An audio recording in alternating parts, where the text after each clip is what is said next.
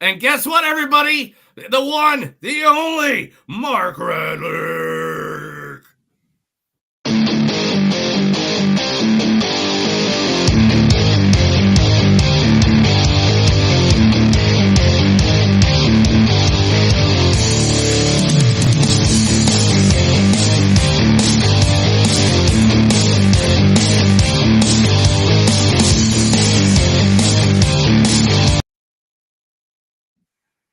Yo, we bowdy and rowdy. You're about it, rowdy. Now, Mark, you did have a question. Okay, so everybody that was not part of the conversation before we came on to the live vlog area, I told him that I, just got my Christmas gift from my friend, and I will be going to Raw Netflix Monday, January 6th in Los Angeles, California. So you'll see Green Shirt Guy. I hope it goes better than the Jake Paul and Mike Tyson fight. I mean, Rhea Ripley versus Liv Morgan, CM Punk versus Seth Rollins, The Rock returns, John Cena returns, Logan Paul returns, but nobody cares about him. But you know what I care about? You know what I care about? Being a real American. And when you're a real American, you drink real American beer. Was that it? No, that was it. Okay. Anyway, yeah. So in the next year, Spirit off ice screwdriver. Does that count? Is it like I'm an American, but like a fruity American? What's it called? Where icing? Do you still do the icing with the smearing on? Yes. Oh, Mark, I made a new intro for you. So tell me what you think of this.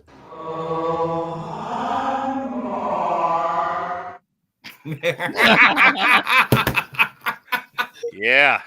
You know, I've never. Some of us just have way too much time on our hands. It didn't take me that long. It's been like a minute and a half. I just took that clip from the room and just stretched it, add reverb. So, but after the holiday season, Mark, to answer your question before we went on the air, before the holiday after the holiday season, we will be going to the East Coast. We are going to be in the next year. We're figuring it all out. We're going to sell the house, figure all that out, and we're going to go over to the East Coast. Okay, the East Coast is 13 colonies. Which colony are you settling in? We haven't figured that out yet. Come to Florida. Come to Tampa, Florida. I need. I don't want hurricanes, bro. I don't want hurricanes. You live in Valley. What do you mean you don't need hurricanes? No, I know. I don't want to live in things where my house goes flying in the wind.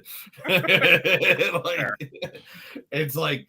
I am done with that. And plus, going somewhere in the East Coast, like it'll be between like Virginia, Boston, New York, Philadelphia, around that area, something like that. The reason also being is because then I can take like flights that are less than an hour that go back to Indiana, so I can go visit my family in Indiana.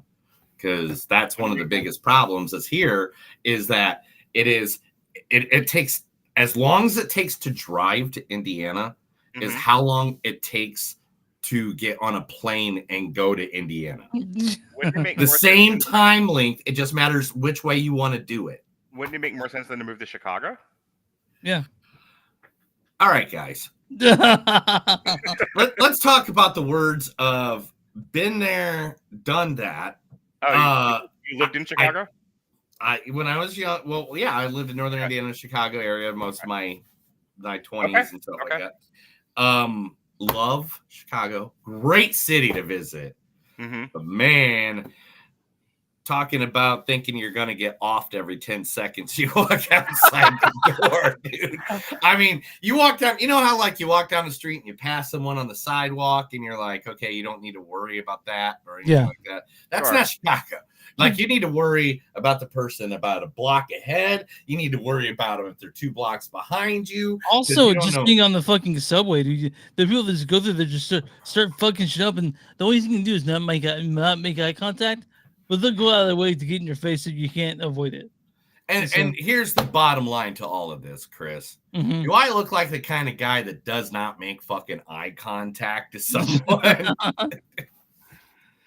As long as I've known you, Neil, everything that we do, you make eye contact with me the whole time. The whole time. Yeah, that's it. No, you got it. It's a show by Chris and Neil with all great movies. They are the real deal. We watch them all, so you don't have to. It's movies that don't suck and some that do. Ladies and gentlemen, boys and girls, listeners of all ages, it's a new episode of Movies Don't Suck and Some Do. My name's Neil. And I'm Chris. I'm Mark. That's right, Mark's with us today. Woo! Which means it's a 3-hour episode of...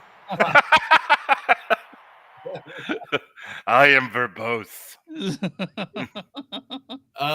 Today we are talking the two big movies that are out at the theater this past weekend. Not Moana 2 and Wicked. We already covered those. Yeah. But this week, first, we are going to be covering the one and only Lord of the Rings, The War of Rohirrim. Rohirrim, I think. I called it row your boat. The War of Rohirrim. Yes. Featuring the one, the only, you know him. He is the Brian Cox. Whatever. If you count them out, deadlock. Continuity prevails. I'm chairman. Casting vote. I win. It's fucking over. What's the vote? My son. That was your best shot. You lost. I think there's some doubt as to whether he lost one. And Kendall, Frank, Asha, Alona, off the board, fired with immediate effect. I don't think you're able to do that. Security! I'm in the middle of turning a fucking tanker. Frank, in-house. You you're don't need to fired. call security. I had some doubt. I'm in the middle of turning a fucking tanker! Yeah!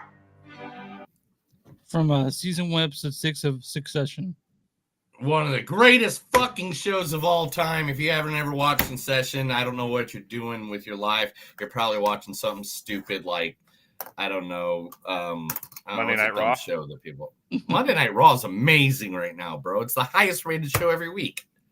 Sure. Next to Monday Night Football. Geo Wiz is in this as well. Geo Ice. That's why I said Geo Wiz. Or whatever. Let us end this, wolf, as it began, with you and I. If I best you in combat, you let my people go. Why would I agree to such terms? You have nothing to offer me! You may wear a crown upon your head, but that does not make you a king. You are too much of a coward to face my father. So face me now. From actually the War of the Rings, The War of the Rohirrim. Yes, because I cannot find a damn clip for her anywhere. And I dug deep. I mean, I was like, after an hour and a half, I was just like, all right, I give up on her. Mm-hmm. I gave up like an hour and a half. I tried clips. Yeah.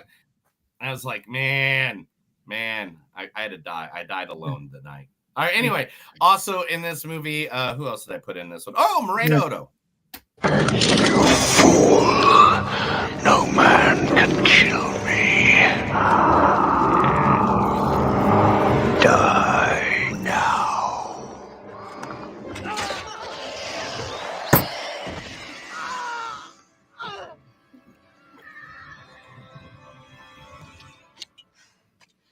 I am no man. I am no man. So that's when Hermione killed the Dementor, right? Yes. That is when Hermione killed the Dementor. That's such a great line. So like, you know, in this age of woke and girl bosses gone wrong, it was such a perfect girl moment. Mm-hmm.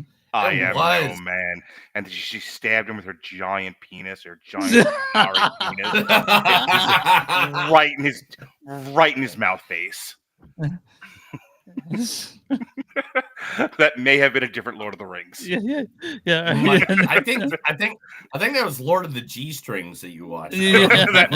It's the days all run or together. the cock rings. Yeah. Yes. What was that girl? She was in she was all in the dirty Cinemax movies that did Lord of the G Strings. Misty Moonday. Mr. Moonday.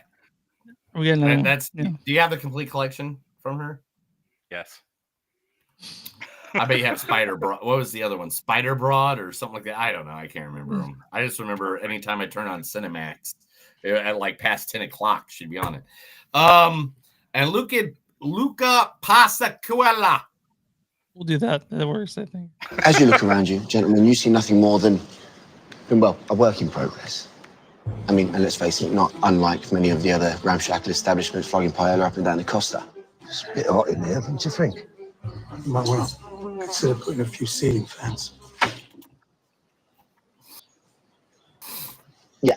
Now, what I ask of you is to call upon your imaginations and cast your minds to a time in the future where the Bunker Bar is not just one of the Costa del Sol's best destinations, but the only one worth going to. Now imagine it, a place where the Euro elite will be treated to an oceanfront experience like no other. What else we got on today? Got a charity to do it for. That's from Snatch, the TV show, right? That's the TV version of that.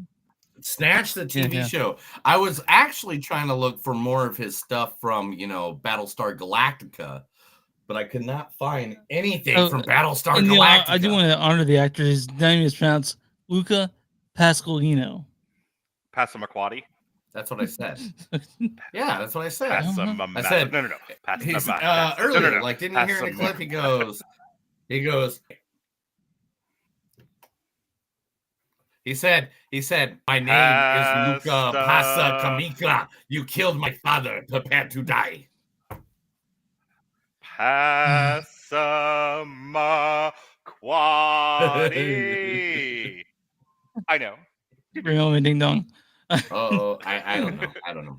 You guys know the reference? All right, so those are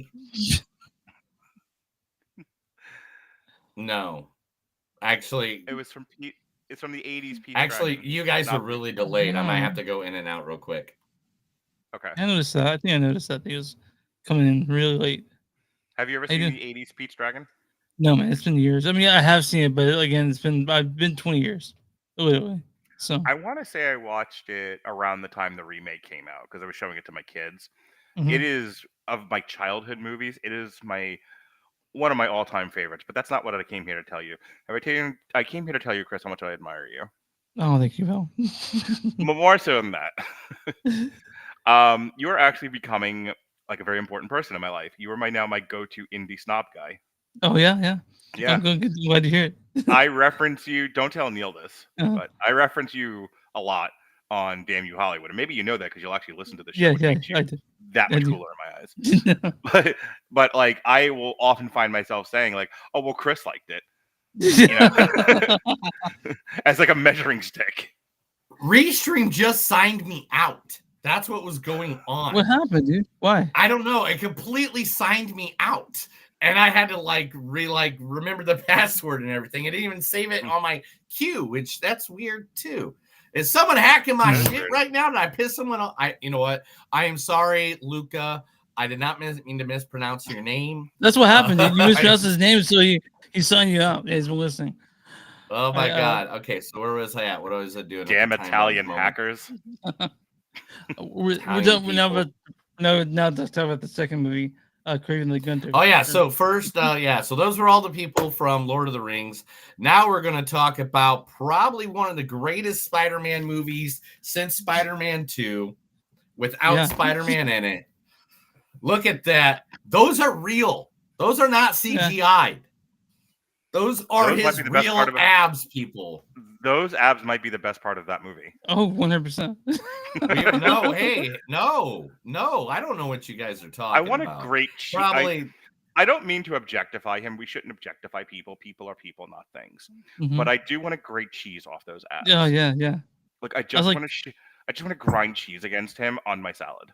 I just want to be like, can I touch that and just start poking it? You know? Right. I have clothing that needs washing. All right. That I want to wash. I want you guys to know this though. Like literally, in doing my research for after I watched the movies and stuff like that, there's literally a video of someone's like, it's like, yeah, we did not have to airbrush those. Those are his real abs. He spends like 22 of the 24 hours in the gym every day. And yes, he will allow you to touch them. And I feel like we're good. I feel like we're good. If the gods love us, I'll ask. But if the gods love us, there will be a shirtless buddy comedy between Aaron Taylor Johnson and the guy from Hot Frosty.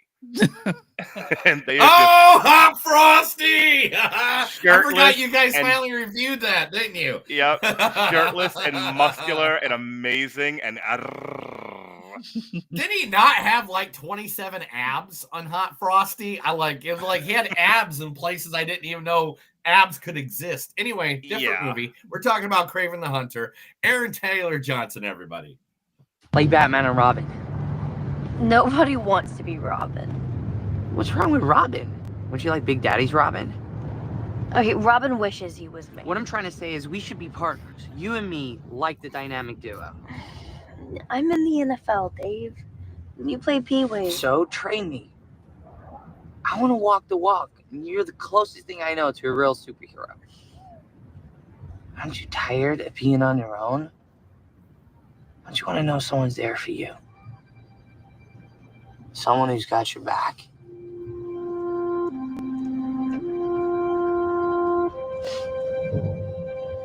And you'll do anything I say. Anything. Hit me. You're a 15-year-old girl. That's from Kick-Ass 2, right? Yeah. That's got to be the original Kick-Ass. No, it's Kick-Ass 2. Or was it really? Yeah, she's 15, and the first one she's like 11, saying the cunt word. She's 12 in the first one. She's 15 in the second. Okay, still saying the fuck word, the cunt word, which is because Big Daddy dies at the end of Kick-Ass 1. Yeah. Oh, fucking spoiler alert for people. Spoiler alert for a movie that's 15 years old. Jesus Christ. Oh, Everybody, God. you'll never know, but Vader is really Luke's dad. They eventually left Vietnam at the end of Apocalypse Now. Soylent Green are people. Anyway, whatever. Ariana DeBose, everybody. Tell Tony. You tell that murderer. Maria ain't coming. Gino, you found out about them, Tony and Maria.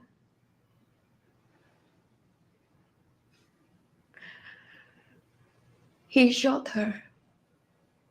Maria is dead. You tell him that. From a West Side Story, right? Yes. Officer Karupke, my life was so rough. With all my parents' marijuana, they never gave me a puff. That was my son's favorite song in that musical. Nice! Me and your son's awesome. You raised him right. The amount of full-grown middle-aged men my son keeps attracting as friends. You, my friend Dorian. I don't know who's that's bad on, me or them. Okay, cool. Also, the one, the only, I had to pull it because he was the greatest emperor of all times. That's right, Mr. Fred Heckinger. Your wife, yes. Remember the privileges we have granted her? Where is she now to ignore such an occasion? There are victories yet still to come. Persia. India. Both must be conquered. Rome has so many subjects. She must feed them. They can eat war. Yeah, from Gladiator 2. Gladiator 2. I wanted one of those one of those scenes where he went completely fucking bonkers. And I could not find it, and I was upset. And I was like, well, I guess the movie's still in the theater. You can't really, people can't really digitally. And then we got one person you missed.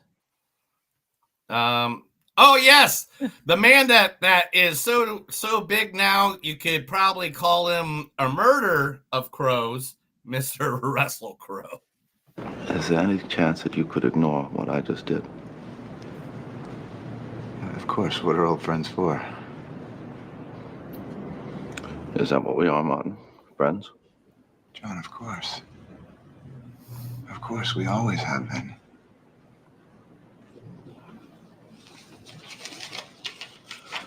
Alicia and I think that fitting in, being part of a community,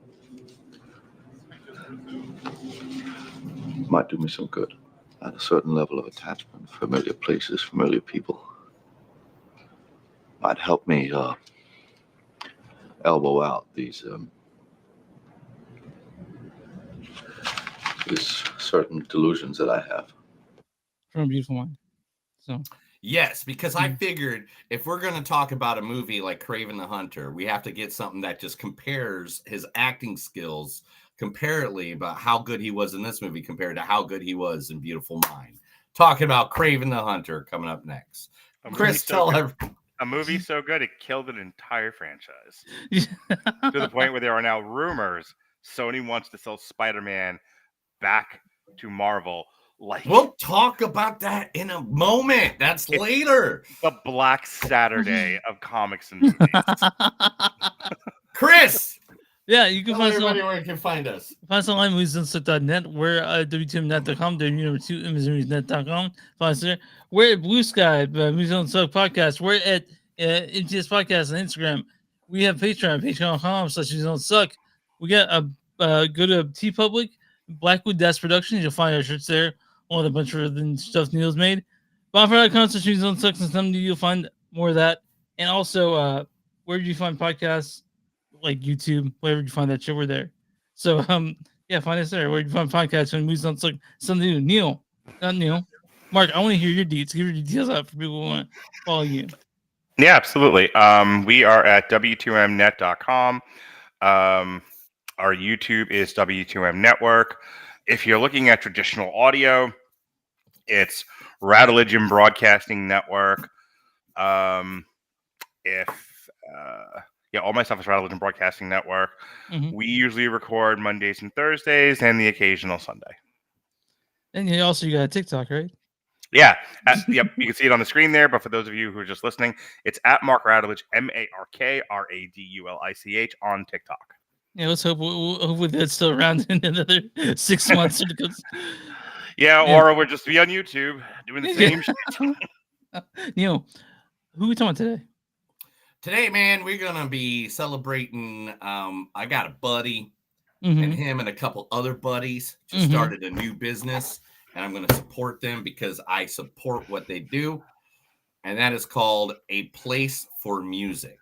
Now, A Place for Music, what it is, it's where actual local musicians come in and teach people how to play musical instruments. Now, by any means, this place doesn't look like the coolest place in the world, but these people are local musicians right here in Tulsa, Oklahoma, that will take you no matter what your age, doesn't matter who you are. If you want to shred a guitar, if you want to learn how to hit the drums, if you want to, play keyboards, like they got a really active, where's the keyboard player? There's a keyboard player here. I see him all the time at different venues. This guy, Jeff, he's a good guitar player that plays in 3 or 4 different bands. But my buddy plays in 7 different bands and opens Christmas and does open Martin. And his name is Onion. And this is Onion. That's my buddy. Because that's exactly the kind of people I like hanging out with. Onion looks like he's a lot of fun.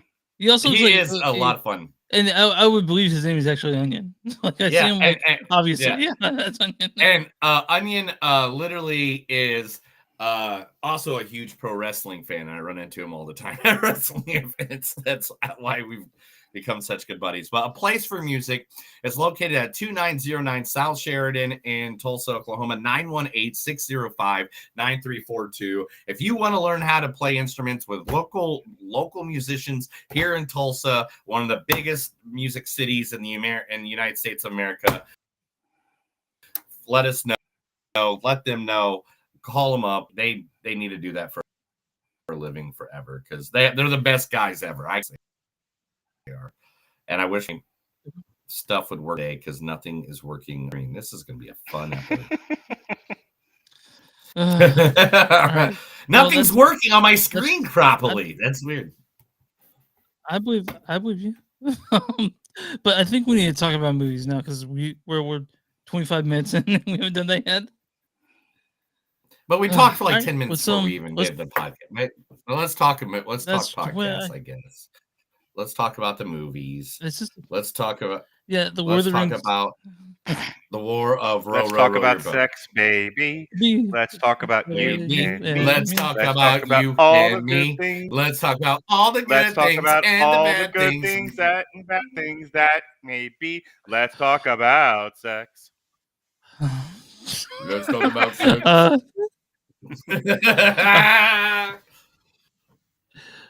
Let's talk about what things. Baby, shoot. Let's talk. Hold on. So, okay, so yeah, let's talk about the Worthings of Rohirrim, directed by Kenji Kamiyama. He's a pretty prolific anime director. Did things like Akira. He worked on that. Ghost in the Shell. All that stuff. This stars. It's written by Jeffrey Addis, Will Matthews, and Phoebe Giddens. This stars Brian Cox as Helm. Yes, Neil. Can you hear me? What's going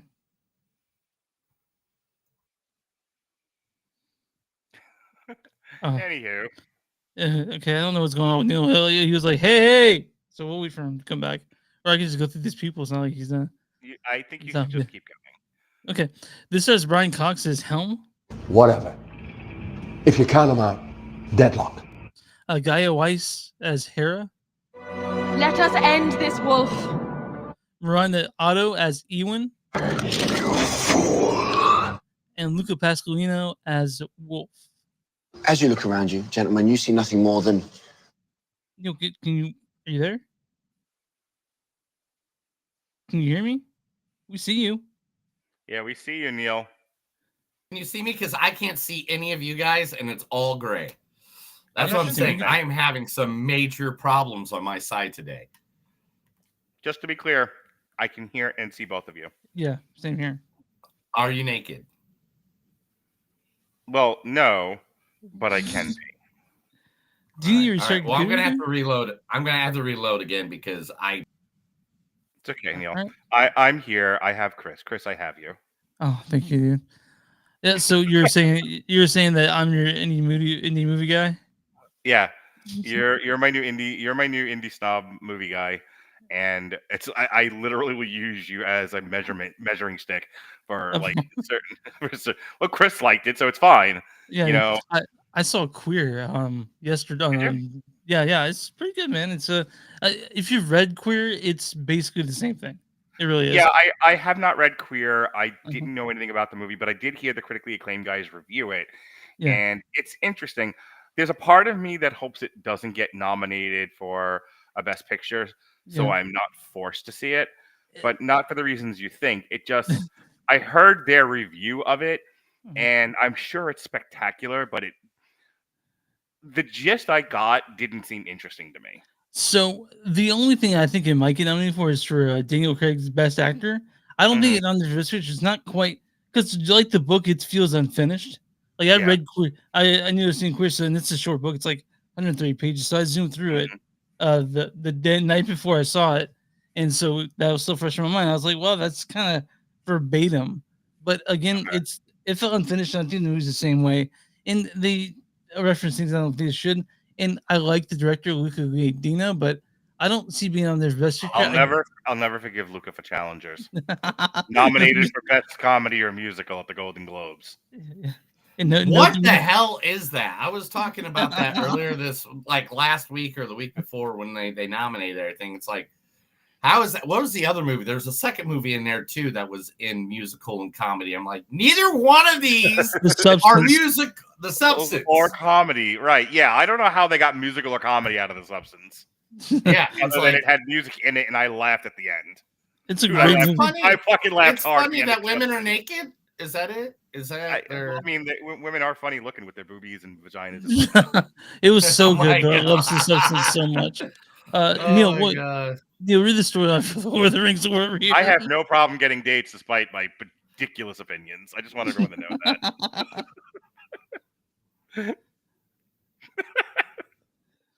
Did we fucking lose Neil again? Are we losing you again, dude?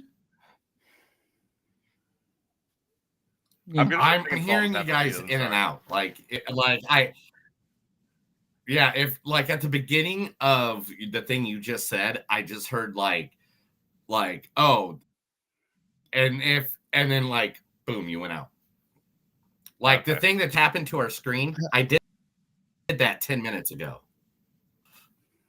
Like I'm just trying to do the normal things I do, and right now everything is. I think I got to reboot my whole computer, guys, and I didn't want to do it, but I think I really have to. All right, that's fine. You go ahead and reboot. We're gonna keep the fires. We're gonna hot keep the or fires warm or going. anything, so. Yeah, Neil's leaving. Yeah, he's freezing up real bad. Yeah, and I want like this didn't happen that often, but it does happen. And but you and I don't think we have a delay or anything like that. Nope. No. So far, you and I are able to conversate like normal humans. Yeah. I had a random 3 days off this week, so since Saturday I've been in a movie every day. So Saturday I saw Kraven. Sunday I saw Where the Rings. Monday I saw Queer. Tuesday, which was yesterday, I saw a screening of Dinner in America. Tonight after the podcast, I'm going to see The Order, and then tomorrow I'm going to see Sonic the Hedgehog 3. So similar schedule over the next couple of weeks. Yeah.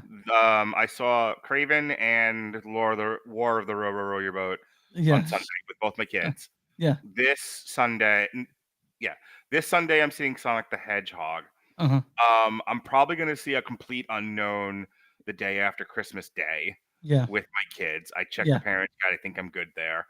Yeah. While on the Saturday, I think January 4th, the Saturday that my kids are with their mom, I'm going to try to fit in a double feature of Nosferatu and Baby Girl.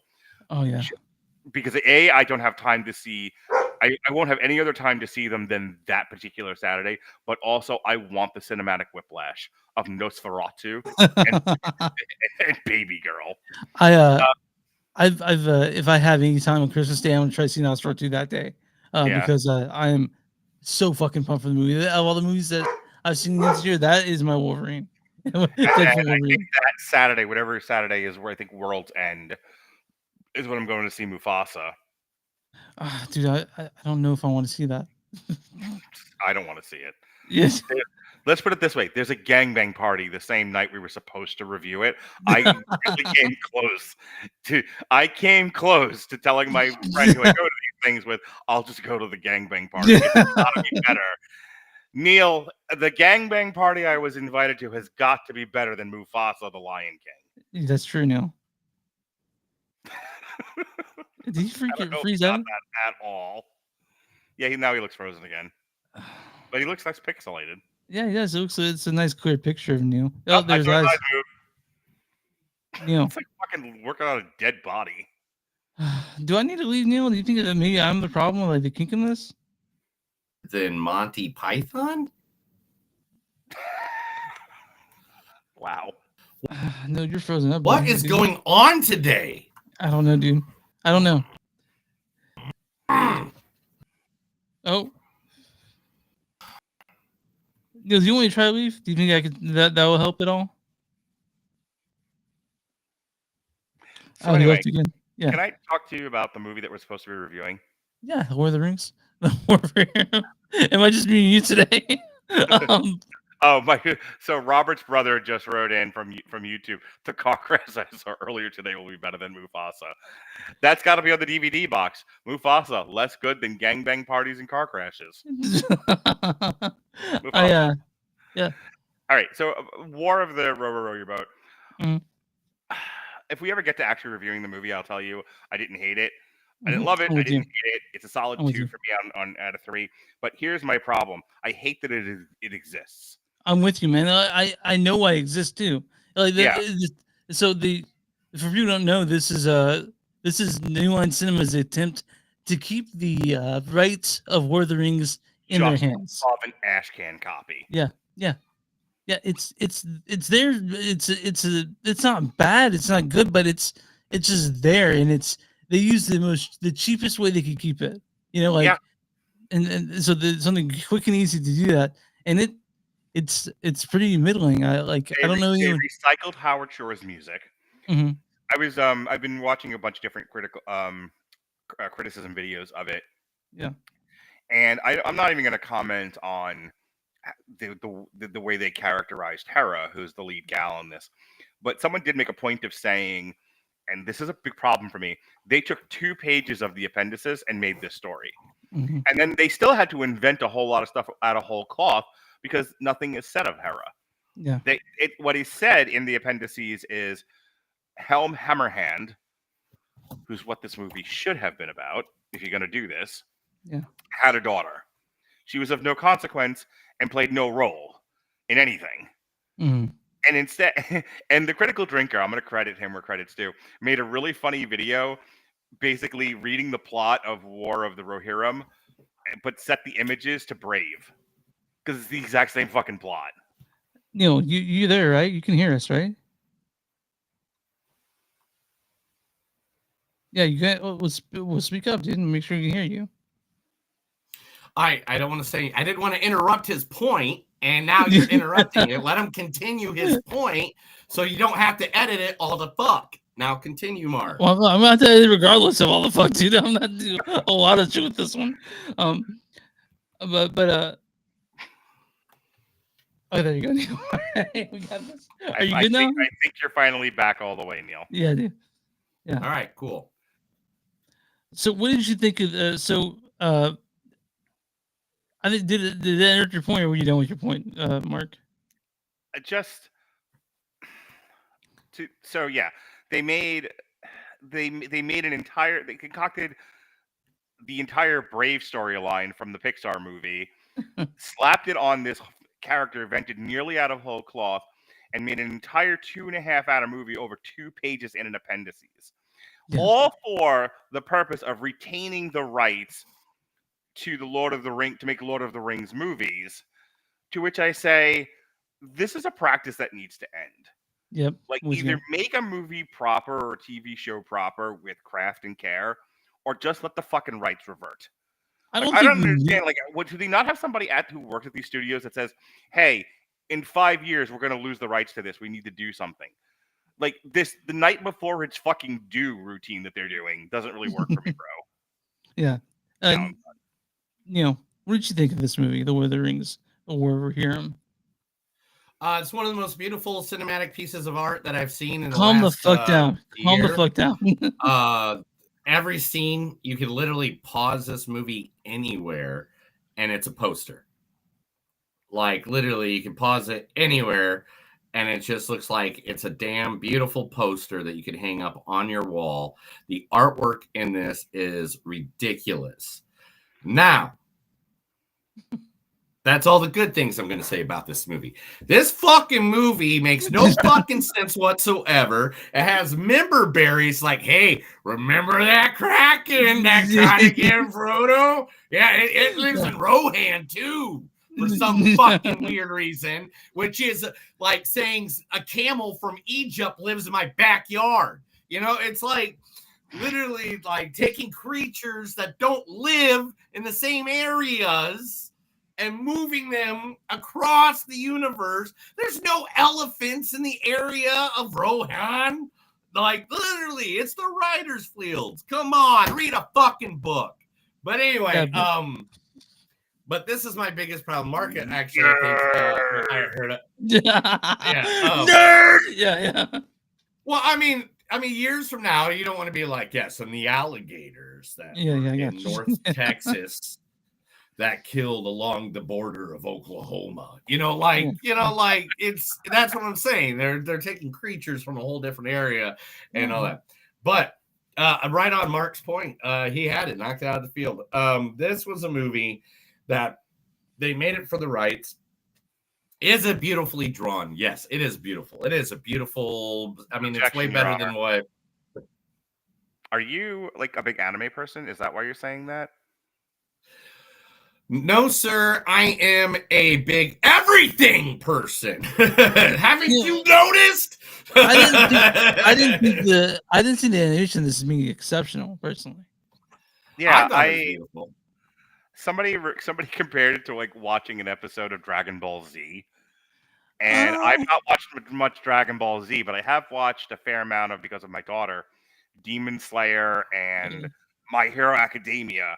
Yeah. And there seemed to be that kind of style to it. Yeah. And like I like see me, I'm not like a deep anime fan, but I do watch the main ones. Like, you know, like I've watched Attack of the Titans, I've watched Ninja Scroll, I've seen Akira, you know, whatever. I don't need to give you my credits, but you know, I literally North Star. Yeah, North Star. So my wife grew up on anime, so the most okay, I recent get full thing. I'm sorry, did I interrupt you? I'm sorry, dude. I didn't mean to do that. that's cool. The computer's interrupting me. You're interrupting me. I'll just fucking sit over here. I'll just turn my microphone off. I was trying to get into the conversation, but Neil's now it's butthurt about No, it. Neil only wants to talk to me, but if you interrupt, then you're bad. So real quick, I've watched a full series of animes in the last year and a half. I watched Fruits Basket. I don't know what Fruits Basket is, but it is a show for women. And I watch it with my wife. Yes, you 13-year-old girl. My daughter loves Fruit Baskets. Dude, I watched it and I fucking enjoyed it. Do you also love Twisted Wonderland? You girl. Hey. I watched some episodes of Thundercats today while I was working on stuff. I'm surrounded by children. All right. Anyway, Neil, have I told you about Hot Frosty? No, you don't have to tell me shit about Hot Frosty. I've seen that twice. I can't wait to tell you where that's going to land on my top 10. At least an honorable mention. You're in for a fucking treat when we do our end of the year show. Let me tell you. Chris is gonna. I'm waiting to see if Chris rips his own fucking head off live on the air. Throws it at me. He might, dude. That's the funniest thing. Anyway. But anyway, okay. So what I was saying is that Mark had it right. That it literally was. You could tell that this was rushed. That this was made to keep the rights into it. It was a cute little movie. Yeah, I mean, it was better than most of these that have been made. That it's rushed to, you know, but you could have cut out all those fucking member berries like that they gave us. All, you know, oh, remember this thing, remember that thing, because this movie was 2 hours and 15 minutes. And you know, if you would have cut out like 90 minutes at best.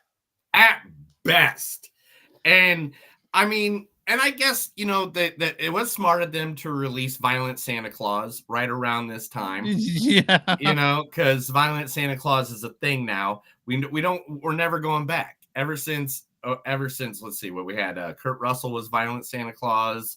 Who else was violent? Now we had David Harper's Violent Santa Claus. Yeah. Then we had then who else? Who do we have this Santa year? as a Violent Santa Claus?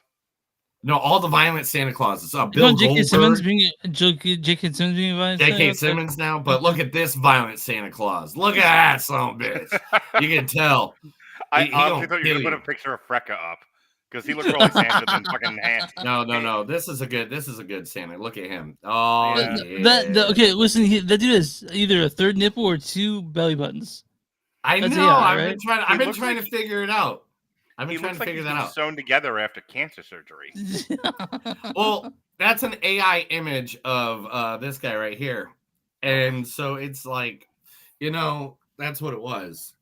Okay, well, I would like to express a craft opinion of the movie, if I may. Okay, yeah, I'm with you. Yeah, go ahead. Thanks. This is a 90-minute movie stretched to an agonizing 2.5 hours. Mm-hmm. They at best had 90 minutes of story here, and it's the 90 minutes of story that was in the Two Towers. You know, it was, oh no, the wild men are attacking. Oh no, we have to get to Helm's Deep. Oh no, all the men are dead. Oh yay, Gandalf has showed up at the last possible second to save us. It's literally Brave meets Two Towers. Yeah. I mean, I got a question. So this was just like a small story, wasn't it? It was just a small story that was. It wasn't a story. It was appendices. Of the appendices. Yeah, that's what I thought. I thought like if I remember reading something about Helm's Deep when I was younger. But so for them to basically say, "Hey, J.K. Tolkien did not write that right." I should correct what he wrote because he is not a good writer. I'm going to make his story better. I'm going to write better than J.K. Tolkien. What do you mean, J.R.R. Tolkien? J.R.R. Tolkien, J.K. Yeah. Simmons. Did I say J.K.? Yeah, you did. You said J.K. Simmons. Okay. Nah, Yeah, all right. okay. Have a drink, Neil. Drink that tall glass of tea. Let me help you. Look, it's not much. Not much is gone. It's not like I'm I see that. alcoholic. Yeah, there's a lot of inserting of one's own modern mores into this, to where it's like, okay, well, he didn't write a lot about Helm Hammerhand's daughter, so let's just create a movie out of her and give her a name which she does not have in the appendices, and we'll make a movie out of that. Look, if I am a lawyer, if this is on trial and I have to defend that decision in particular, I would say this: if you're trying to not create a problem later on, if you want to develop a movie or a video game or a series or something, so you don't want to do something that leaves a large imprint on your version of the rights of J.R.R. Tolkien. Okay, fine, I get it, but there was a better way to do it than this. Again, this was so. I mean, by and large, I liked the experience of watching it when I wasn't bored. There's a long stretch of them, because everything that gets them to Helm's Deep is good. Everything at Helm's Deep until the final siege at the end is boring. And then the last part is so over the top girl boss stupid, I had to laugh. And I kept looking at my daughter and winking at her because I knew she was over the fucking moon. Like, oh yeah, trick that dumb boy. Dudes are dumb. And I'm like, go for you. You know what? I'm glad to see yourself up on there, Lily, and and you see yourself succeeding. Good for you. For the rest of us men, what an awful way to end that movie. Like, all right, I understand you can lay siege to everything and we're on the run and there's no way I can match you. But what if we just have a fair fight? And this idiot, this lovelorn, heartbroken simp of a fucking emo goes, okay, and then proceeds to lose a fist fight to a girl. And their rationale is she was raised among boys and she knows how to sword fight and ride. So therefore, dainty girl wins hand-to-hand combat with large soldier. Go fuck yourself. Anyway, two out of. I saw this in IMAX with 5 other people. Yeah, oh, did you? There were 5 other people in the theater. There's a couple from me, a heterosexual couple, and the girl was wearing elf ears, or like the little pointy ears. And about halfway, she took them off, and I was like, okay. I'm like, she obviously is not enjoying as much as I did, or as much she thought she would. She went in, I could tell she was fucking excited as fuck. And by the midway, I think she was just like, I'm ready to fuck out of here. But I know the rhythm of your podcast now, so I know we're nearing the end of this. So I just want to get this. I want to get my last move. I want to get my finisher in before we end the triple threat. Mm-hmm. Neil. But why are you giving me that look? I made a wrestling reference. You're supposed to go and do cartwheels. Is he fucking frozen again? Oh no, there he goes. Or no, he is frozen again because now he's pointing to Sabu. Oh, my cat's stuck in here. I am acknowledging my tribal chief. Oh, just laughed at my silly joke. Anyway, I was doing it anyway. So what the fuck happened to Chris now? Jesus Christ! One too many wrestling references. He killed over and died.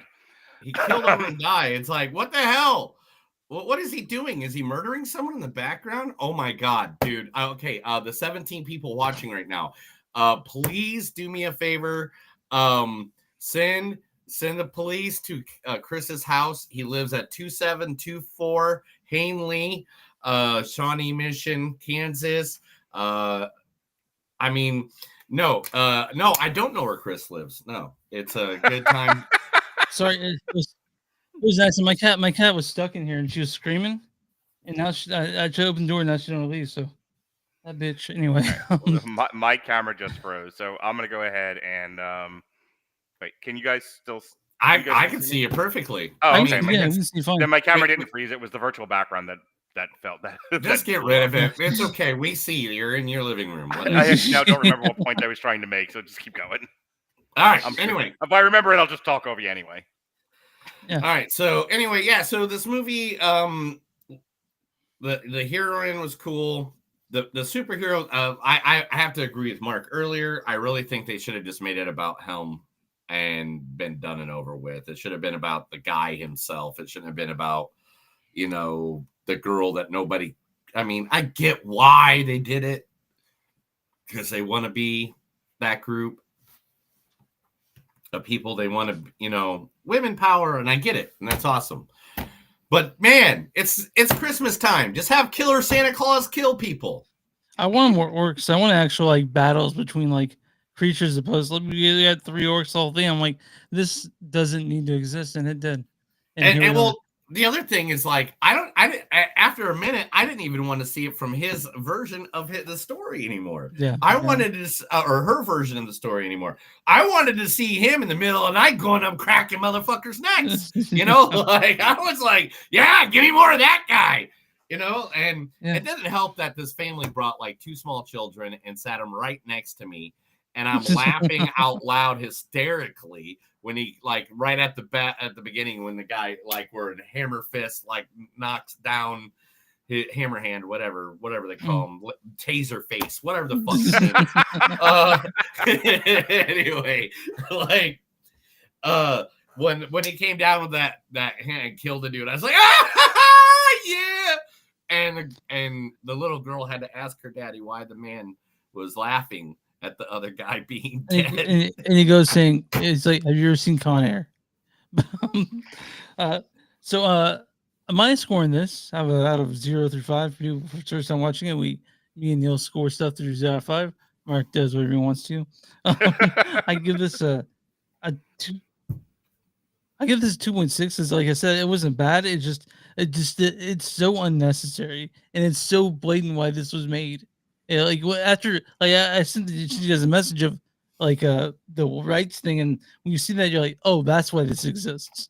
So it's unnecessary. It's kind of gross that it was made, and I really don't know how what New Line Cinema is going to do with other movies in this one. And they make other movies based on the Lord of the Rings. I guess they can. But whatever. Now I remember what I was going to say, and it goes to my rating. If you're done, okay. I'm done. Yeah.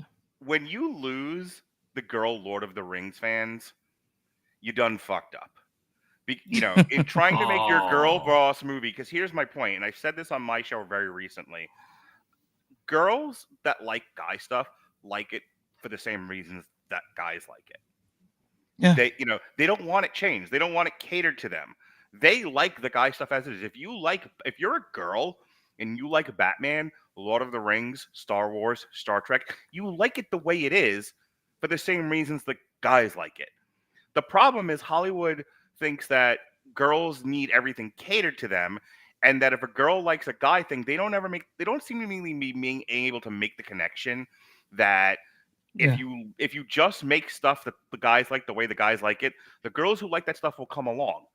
Because you know who's not coming along? The girls who didn't like it regardless. The girls who are reading the BDSM Disney books by Katie Robinson, whatever the fuck her name is. The girls who are reading Twilight, the girls who are reading 50 Shades or whatever, don't like the Lord of the Rings, and they're never going to like the Lord of the Rings, no matter how girl boss you make it. Stop doing that.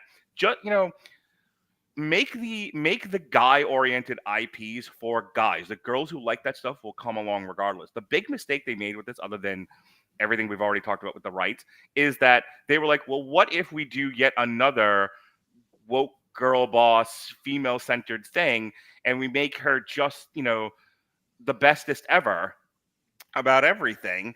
Well, then, okay, so you got my 13-year-old daughter who really appreciated it. But you're not gonna. But how many of those do you think got brought to this movie by their fathers who were looking at this thing and would rather eat a gun than watch it? 2, like, you can make something super niche like that, but don't put it in theaters. Like, if you were gonna do this the way they did it for the Lilies of the world, the Lily Rattledges of the world, the 13-year-old girls who tolerate this sort of bullshit, you have to put this on streaming. You cannot put this in theatrical exhibition. No wonder this thing isn't making any money. Anyway, my rating is on a 3-point scale. So 2 things. 1, my normal rating. I'm not doing your bullshit rating. I'm doing mine. Okay. And 1 is contender for top 10. 2 is middle of the road. 3 is contender for bottom 5. This is a solid 2. But also, we came up with a new rating system, and it's how many alcoholic drinks did I have to get through it, and or what drugs did I have to do, and to get through this one is definitely smoked meth and a 6-pack of beer. Wow. Wow.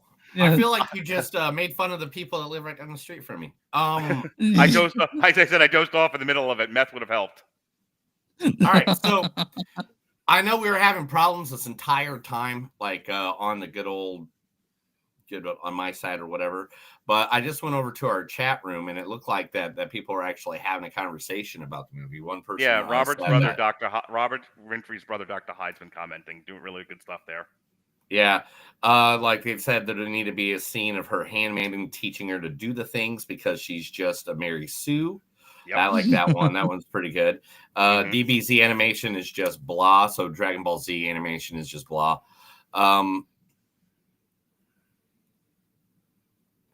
Thank you, these wankers, saying this movie was flat. I never wanted to punch someone so badly. I think he's talking about other people. Nice. Yeah. So, like, am I getting threatened? I just no, he's not threatening. He's threatening others. Yeah, he goes us. Okay. Because I don't want another stab wound. All right, I don't want it. I don't want it. What's your score on this, dude? It's weird that it happened twice. I know, right? All right. Anyway, my score on this is I'm gonna give it a 2. I'm gonna give it a 2.8 because I thought it was beautiful. I did. The visuals of it made me into it.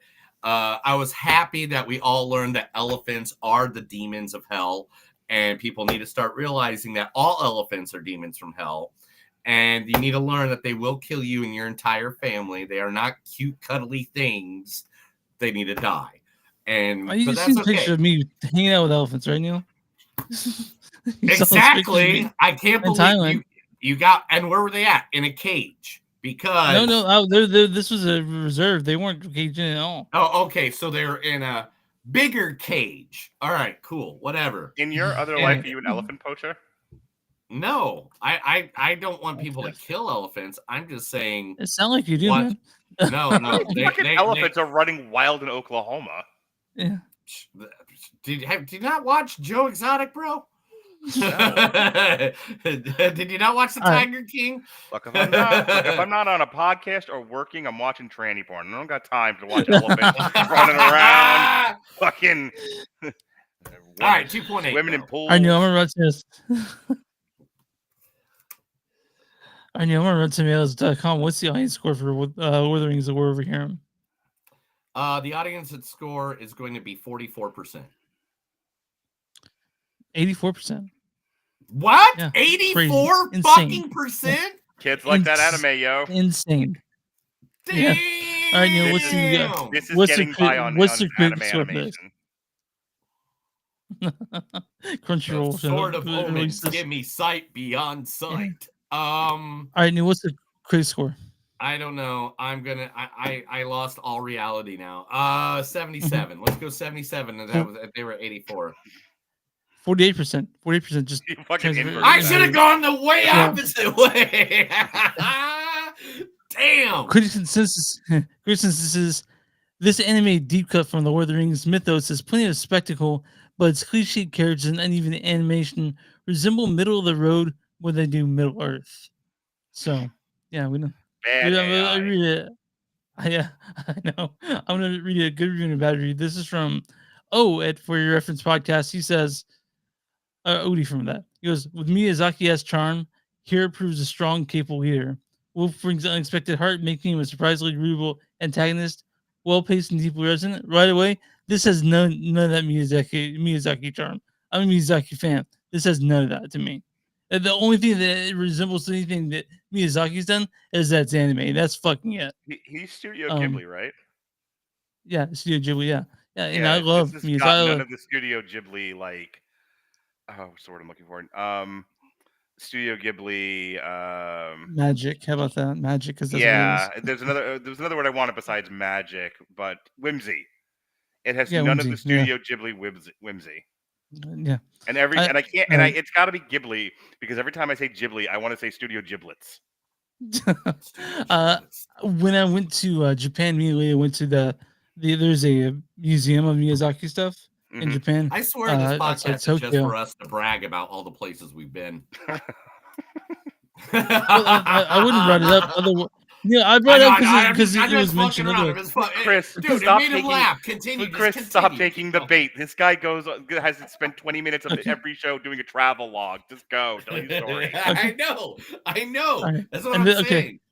But it was great, and then I found out being there at Studio Ghibli, and I had to change because I thought it was Studio Ghibli forever. But then I went there and then I was corrected. I was like, "Fuck." Anyway, this is does I love Robert Brother. He's the best. Yeah, Dude, yeah. he's awesome. I like this guy. Continue. John Emoji from the Age of the Geek. He says this animated prequel is pretentious, and none of the characters are interesting enough to make this anything more than an epic fail. My husband cheered up when one of the good guys died, but there's still some more to slog through. So before we move on to the next segment, I saw the Battle of the Five Armies in theaters, and clearly the two girls sitting a seat or so away from me did not read The Hobbit and didn't know to what fate the dwarves would meet. So as the cousins were being brutally murdered at the end of the movie, this one girl was inconsolably sobbing, just like she had lost a beloved relative as Ely and Feely fucking got killed. It's Lord of the Rings, man. And then when People die Thor in and it. Oakenshield died, when Thor and Oakenshield died, I thought we were gonna have to call a paramedic. All right. So who's the one person, if they're in a film, you know automatically, yep, that character is going to die? What actor plays, huh? The black guy. No, well, I mean, that's, for horror movies of the 80s and 90s. But what actor by name, if you see them, you know. Oh, what's his nuts? Who plays fucking who's-he in the Fellowship of the Ring? Boromir. That's the one. Yes, she got it. Yeah, there he goes, right there. Boom. Sean Bean. Yes. As soon as he's in anytime he's in a movie, go back and go through his entire history of his cinema history. Every time he plays a character, that character dies. Like unexpectedly or whatever. Sean Bean in Hot Frosty 2. Why do I have to be dying? You and Hot Frosty. You need a Hot Frosty tattoo. I'll get a matching Hot Frosty tattoo with you. I'm about to give you a Hot Frosty, and then it'll be our little secret, and then you can write Dear Santa. Oh my god! Oh my god! First time I told that joke. Chris, let's go to the news.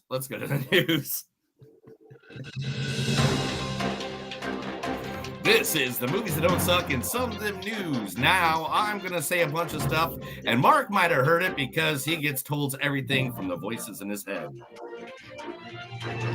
So, Neil, how many sequels did you tell us about today? What? I was telling shut up one of the voices.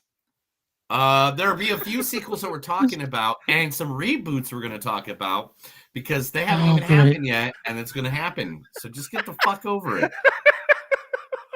First, we'll talk about the movie that just broke Prime Video with over 57 million worldwide viewers in the first 4 days of its release.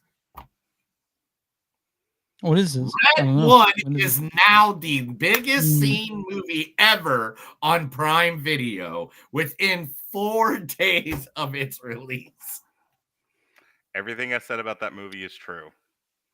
So it's gonna be it was released on Prime just in time for this season, so everyone's that didn't spend money on it's like, okay, we have Prime, we can now watch it without spending money on it. Yeah, so it's not worth going to the movies for, but it's absolutely worth watching at home, and I'm sure people are loving it. Mm-hmm. Yes, and so man, at first I was really happy because I was like, when I saw that, I was like, oh, 50 million people, that's awesome because they got to pay the $19.99, blah blah blah blah. No, it's free on Prime. Yeah. People are good, and they only made like 139 million back. Did The Rock pay on the other 110? They just took a bath on it, but Amazon and Apple are like the two most profitable companies on fucking earth that don't sell like oil or some shit. Yeah, they don't care if Dude, Apple fucking took a bath on Napoleon and Killers of the Flower Moon. Think they gave a shit? Yeah, that's No, true. yeah. Mm-hmm. Remember that little movie called American Gigolo? Sure do, baby. Woo! Richard Gere, director Paul Schrader. My dick's hard already. So yeah. For the first time in 45 years, they are going to be reuniting, and they're going to be doing a movie called Oh Canada. Okay, I thought you were going to tell me they were doing American Gigolo 2. I was about to lose my fucking mind in a bad way. Yeah, they're doing a whole movie now that it's based on a Patriot. The role is good for anybody, a fastball down for the middle. There's a lot of people that they were trying to talk to, like Anthony Hopkins, Jonathan Pryce, Emily Jones. But I wanted Richard Gere because it's a role that you'd never think you would see him in. So I don't know, like, I'm liking that all these older actors are now finally taking chances outside of the rom-com, comedy, like, Hugh Grant with earlier this year. I can't think of who else, but anyway. Yeah, like I just love the fact. Ethan Hawke now, with Black Phone a couple of years ago. Like literally, like I love these actors that are finally like going outside of their comfort zone and doing something creepy, and I can't wait for more stuff like that. Mm-hmm. Is there any actor that you think you would want to see that has done just one genre, but you would want to see them do something different? First, everything I said about Robert's brother, I now take back. Hugh Grant is awesome. Fuck you. Yeah, he told us to boo-hoo Grant. Hugh Grant is amazing. If you don't know about how luscious his lips are when he kisses Bridget Jones, then you don't know. No, fuck all that gay shit. Let me tell you how great Hugh Grant is. Dude! No! Hang on. I'm gonna save it. Hugh Grant in The Gentleman is my spirit animal. Okay. I have nowhere else to go. Oh my God, Hugh Grant calling people my love and just being like both like gay and menacing, just amazing. I want to be Hugh Grant when I grow up in The Gentleman. I do too. Mm-hmm. I'm with you. So your question of what actor do I want to see in a genre that they normally wouldn't do? Against type, yeah. I've actually already seen it. Meryl Streep in Only Murders in the Building. It's such a light and frothy role for her, but she's so good, and she's like any scene she's in, she's the best actor in it. I don't know if you guys have watched Only Murders in the Building, but it's really, really good. I've seen the first season of it, and okay, so she shows up in the third season, and they carried her into the fourth, and she's just amazing, just absolutely amazing, yeah. And it's very much against type because she plays a lot of dramatic roles, and here she's sort of it's sort of a dippy comedic role, and she's the best part of any scene she's in. Yeah, 100% agree. All right, so moving on now down the line. Spider-Man Beyond the Spider-Verse has now found its directors. And both of them are first-time directors. They kind of helped with the other two movies. But it is Bob, hopefully I get this kind of right, Perry Shetta and Justin K. Thompson. And they are both people that worked on the first two films. Bob worked on Into the Spider-Verse as was part of the directorial team in some sense. And then the other one was the executive producer. Do you think the third one's going to suck now? Yes. Next question. Who's seen Bluey?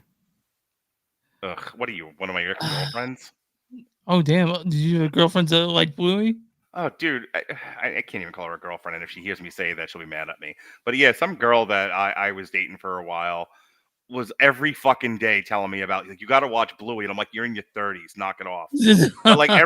but every other Arrested Development girl in the fucking community I consort with whores in was like, Bluey is just the best thing ever.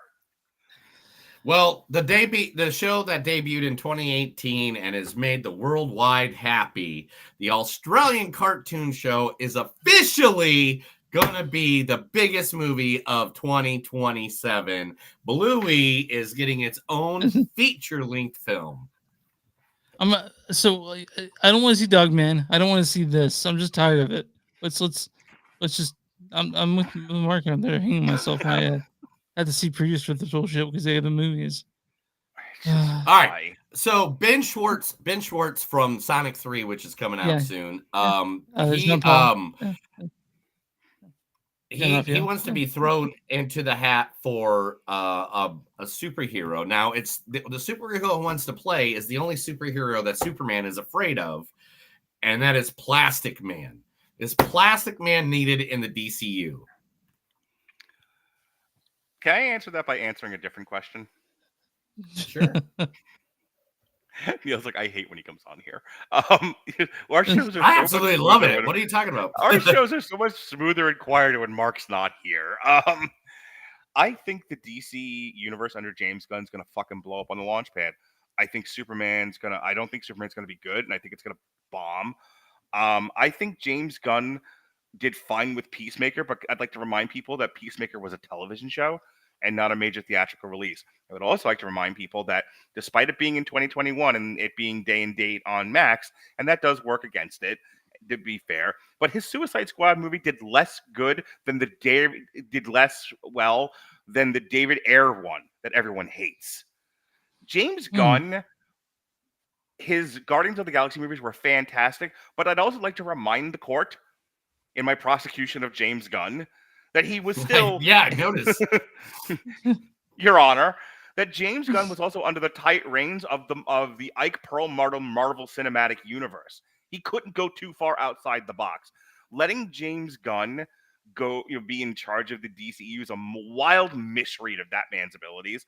I think this next iteration of DC movies is going to blow up and fall down immediately, starting with Superman. So, do we need a Plastic Man? I would love a Plastic Man movie. Not with James Gunn helming things, not with this iteration of DC movies, and not anytime in the next 10 years. Damn. All right. Well, just because people think he's like the Deadpool of the DCU is why, I'd want to see a Plastic Man. But I hear you. Ryan Reynolds is already playing Deadpool. Who do you get for Plastic Man? You got to get someone that has a kind of, Theo Von. Apparently, Ben Schwartz. Yeah. Oh, dude, no. Theo Von. Don't put Theo Von. Yeah, Theo Von, man. That guy needs some work. He's doing plenty of work. It's fine. We don't need Theo Von in movies. But what DC Universe is dying on the launch pad because Henry Cavill has a cult that will boycott that movie just because we teased him coming. Oh, that's a good one. I am so smart. And I just talking about being smart. Is it smart to go back in the water after you've already had major shark chase you? That's right. Mr. Richard Dreyfuss from Jaws is going back into the water in the new movie. What was it called? Into the Deep. Now he will be playing the father of a woman that goes into a shark cage and the shark attacks and all that stuff. Now, did anybody else remember that Richard Dreyfuss did not die? And I read this and I was just like, that's interesting. This is Richard fucking Dreyfuss. Why is he in a B fucking sci-fi movie called Into the Deep? Now I want to see the movie about the conversation where they remembered Richard Dreyfuss was still alive and then decided to get him for this movie. Yeah, he's 77 actually. I didn't have a clue. He's still around. I didn't know. I thought he died in 2018, honestly. So right, I did too. And I was just like, when I saw this clip, I was just like, oh, he's still around. Why is he in a B horror? Like, it's such a bad. Like, I saw the clips and I was just like, why? Was it him that was in the movie with Randy Orton where he plays like a music school teacher or some shit? You know Mr. Holland's Opus? Yes, maybe. Yeah, he was. I don't think Randy Orton was in that. All right, now I got to look up Randy Orton's fucking filmography, which, I know, right? which hurts me deep.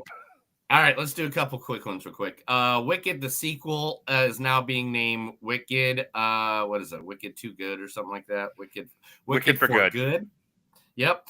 Superman trailer drops tomorrow, so we'll see if good old Mark and are ready to, if it's going to be sucky or not sucky. Okay. I was thinking of Ed Harris, and the movie is That's What I Am.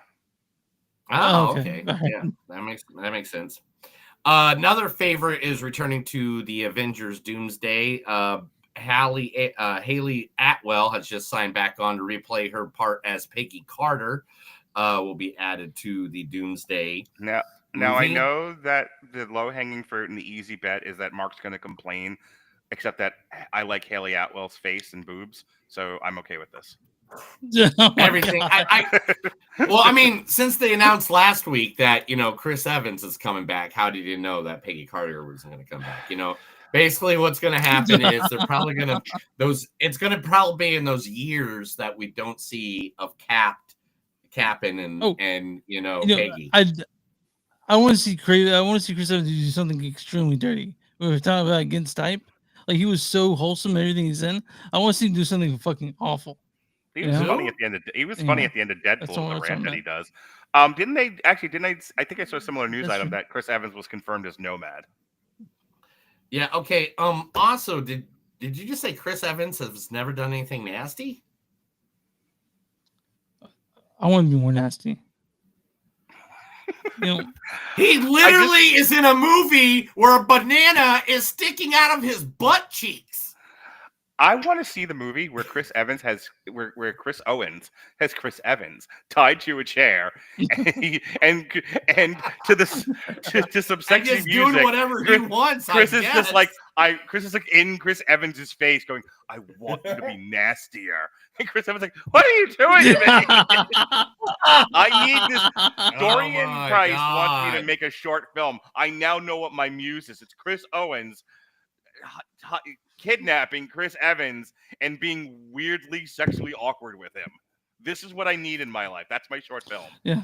All right. So Idris Elba. Okay, I'll be sure. I'll fly it for you. All right. Idris Elba has stated that in his round of interviews for the Sonic movie that he has been begging to do a movie with Keanu Reeves, and he wants this movie to happen now. And it is a movie that is going to cover everybody's favorite topic, video games made into movies. He wants to back Cyberpunk 2077. Why is this the best idea that came out of anybody's mouth in the last year? I don't know, man. The game is fine. The game is fine. The game is more than fine. What the fuck are you talking about? You're gonna play as a rock band. You get to do rock band. You get to do. Okay, so listen.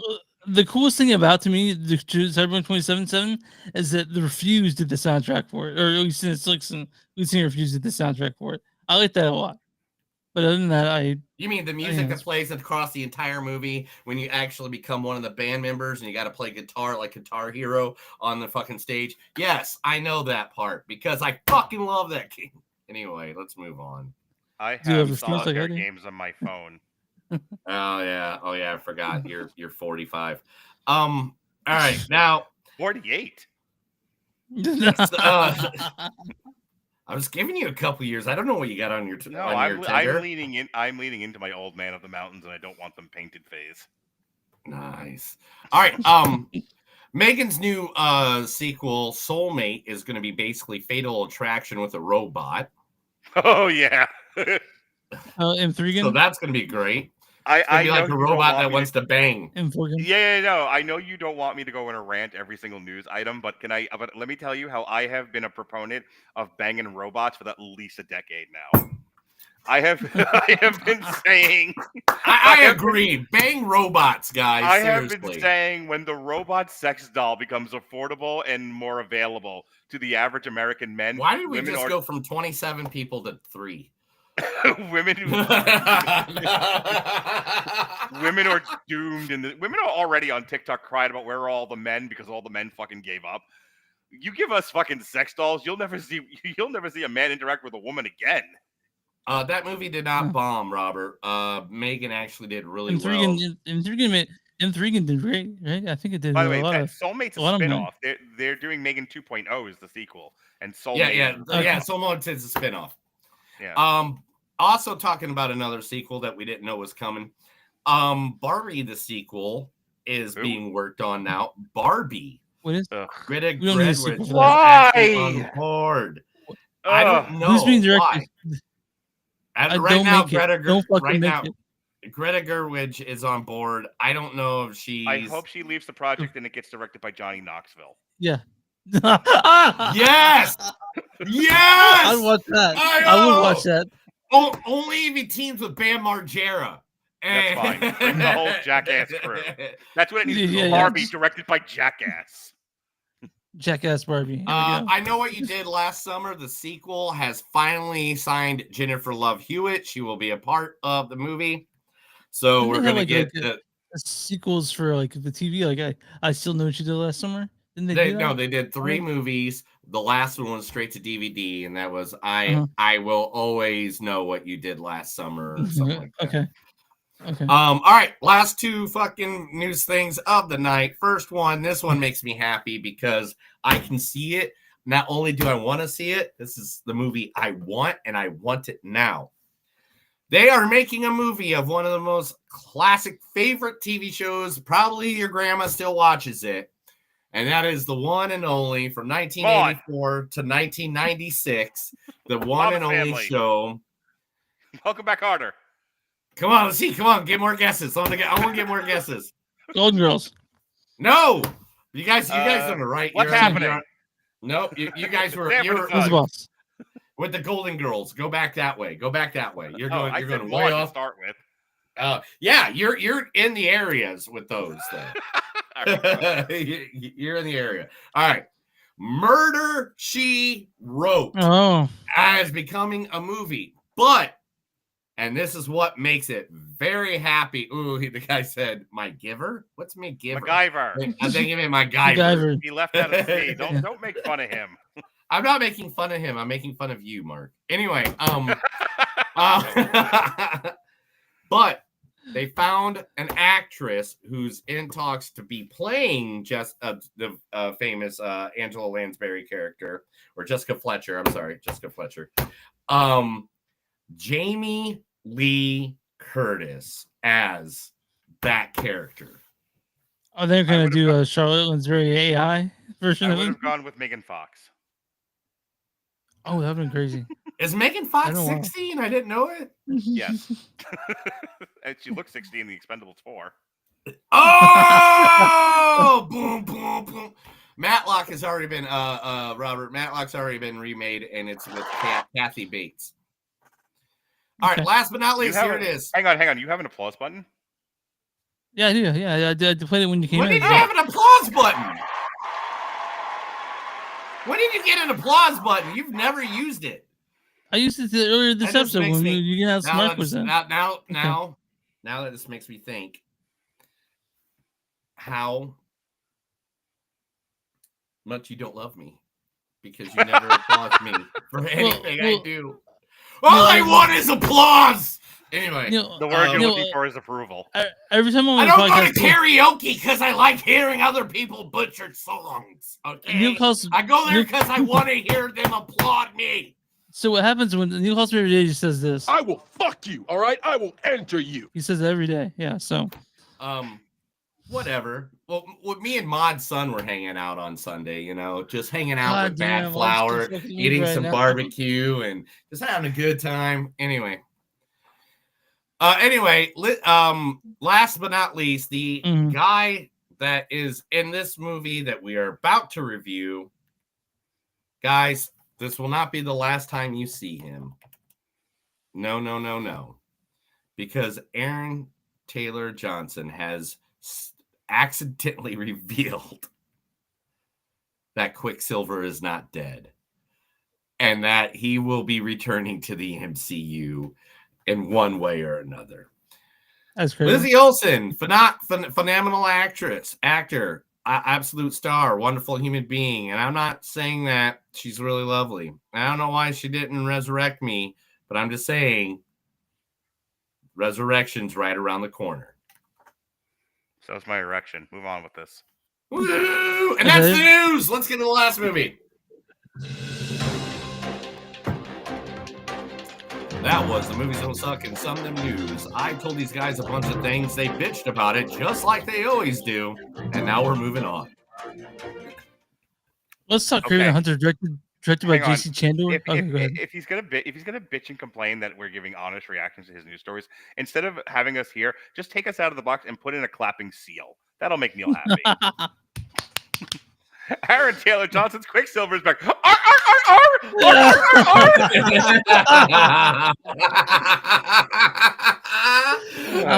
gonna download that clip next time you're on. All right, so let's talk about Kraven the Hunter, directed by J.C. Chandler. I love J.C. Chandler, and I don't anymore. He directed Margin Call. He directed All Is Lost, Emotional Year, and Triple Frontier. And this is something he made. This is written by Richard Wayne, Kirk Markham, Matt Holloway. This stars Edward Taylor Johnson as Kraven the Hunter himself. Like Batman and Robin. Mariana DeBose plays Calypso Azili. Tell Tony. Fred Hutchinger plays Dmitry Kravenov. Your wife, yes. Remember the privileges we have granted her? Also, Russell Crowe plays Nikolai Kravenov. Is there any chance that you could ignore what I just did? And no one else gives a fuck about who is in this movie. You know what's really the storyline for Kraven the Hunter? You know, these people work years on movies. I don't give a fuck. Read the storyline. People have a whole line of credits at the end of the film. People suffer. Blood has been taken. Families die. Why they are making this film for art entertainment? You can't just say you don't give a fuck. Read the storyline. And one of the greatest movies of Sony's Spider-Man. Stop fucking around and read the real story. Kraven's complex relationship with his ruthless father, Nikolai Kravenov, starts him down a path of vengeance with brutal consequences, motivating him to become not only the greatest hunter in the world, but also one of its most feared. I don't even know how to start beginning this one. Mark, why don't you start? I got it. No, I got this one. Okay. I'm starting this one off. Fuck you guys. I had all the problems. You guys got to fucking talk for 15 minutes about the other shitty movie without me. I came back. Now this is all me. This movie is exactly what it needed to be, and it was an application for Aaron Taylor Johnson to be goddamn James Bond. Period. Bottom line, the best scenes in this whole fucking movie was, and Aaron Taylor Johnson was kicking ass, kicking everybody's ass, kicking over the ass. He ate the ass. He kicked the ass. He was behind the ass, sniffing two guys' asses. It was all of the ass, but he did it. He was a badass, and that was the only good thing about this whole fucking movie, except for the fact that we now ruined the origin story of like 4 different characters from the Marvel universe. Like we just totally obliterated them. We're just like, hey, what does Rhino do? Who fucking cares what Rhino is? Even though some of us thinks he's my favorite thug turned villain. Anyway. So, Chris, you like the action scenes in this? Yeah, go ahead. Chris, I have a question for you.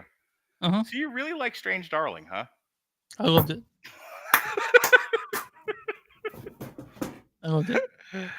It's not going to make my top 10. I got to be honest with you. Okay. All right. Is it going to be in your bottom 10? No. It's a solid 2 for me, but there was a lot of style there and a lot of craft. Neil's gonna fucking hate me. No, come back. But it's not as good. But I as much as you're like my, and again, I actually brought this up. As much as you're like my indie snob and you're sort of my guiding light when it comes to this sort of thing, I feel like the credit Strange Darling is getting is a little inflated. I don't know. That's what I have to say about Kraven the Hunter.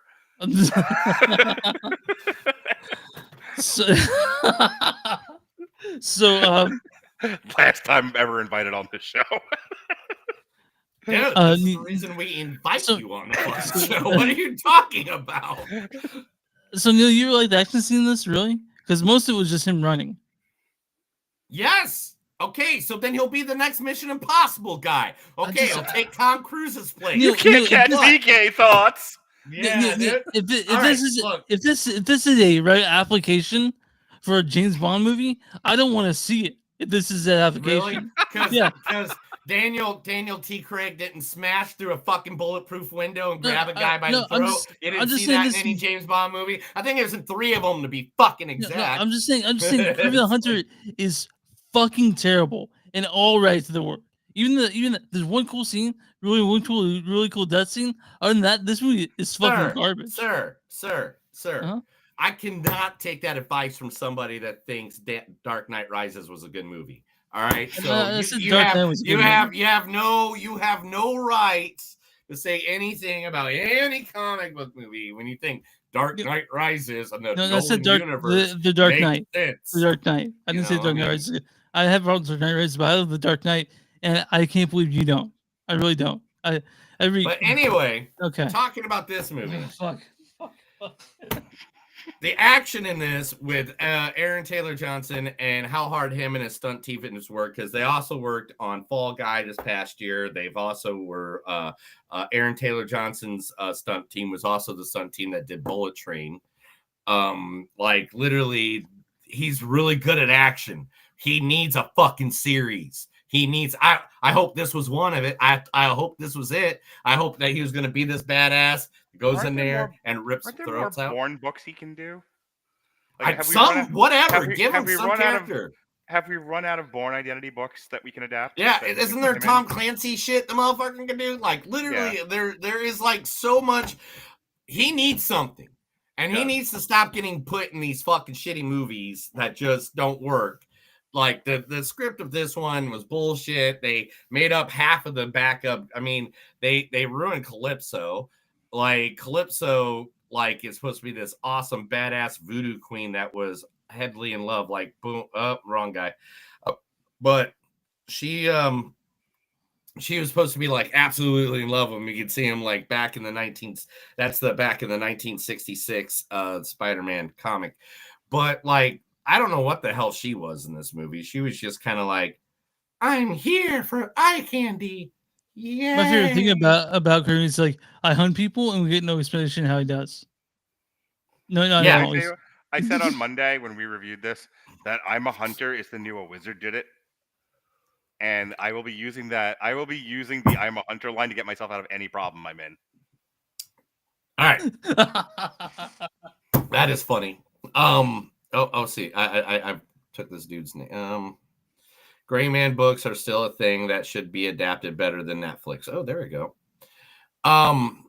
But my problem is, all right, one of my favorite characters, villains, I should say, of the Spider-Man universe, is one Kraven the Hunter. I absolutely love him. He is like one of the best ones in comic. I mean, there are tales by Kraven the Hunter that literally make you cry reading the comic book. That's how good this character is written. And I was hoping for that.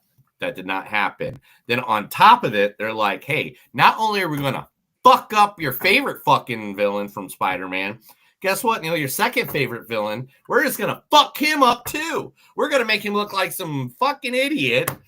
Like, did it not look like the villains and the action scenes in this movie were from like Blade Trinity? Or like, like it was like, really shitty CGI. It was really bad CGI in this movie. Really it's like bad. going back and watching Spawn now. I was gonna say, we are 1 or 2 degrees removed from Mantor. So here's my thoughts about Kraven the Hunter. Pool Man, which was written, directed, and starring Chris Pine, was said to be the worst movie of the year.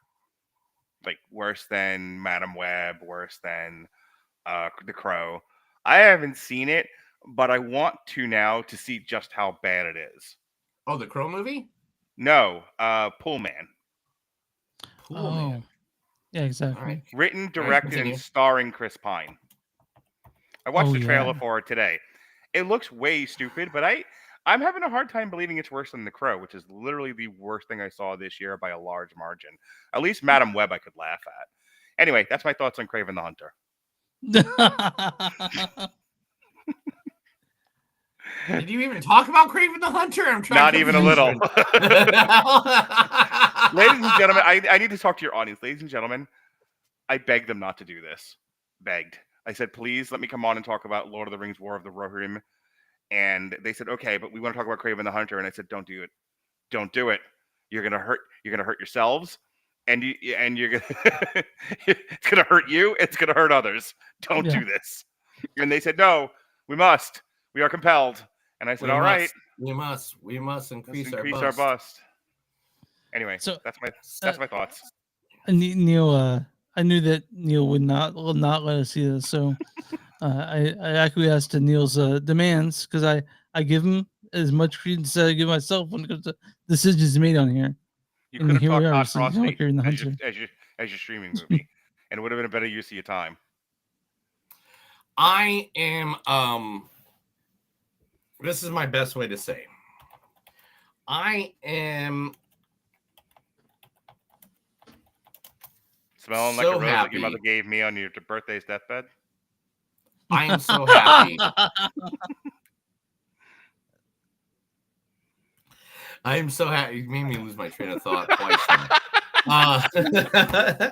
But I am so happy that this is the end of the extended Spider-Man universe.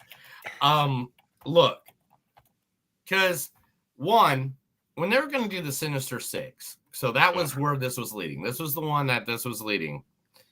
I was like, so how are they going to do it?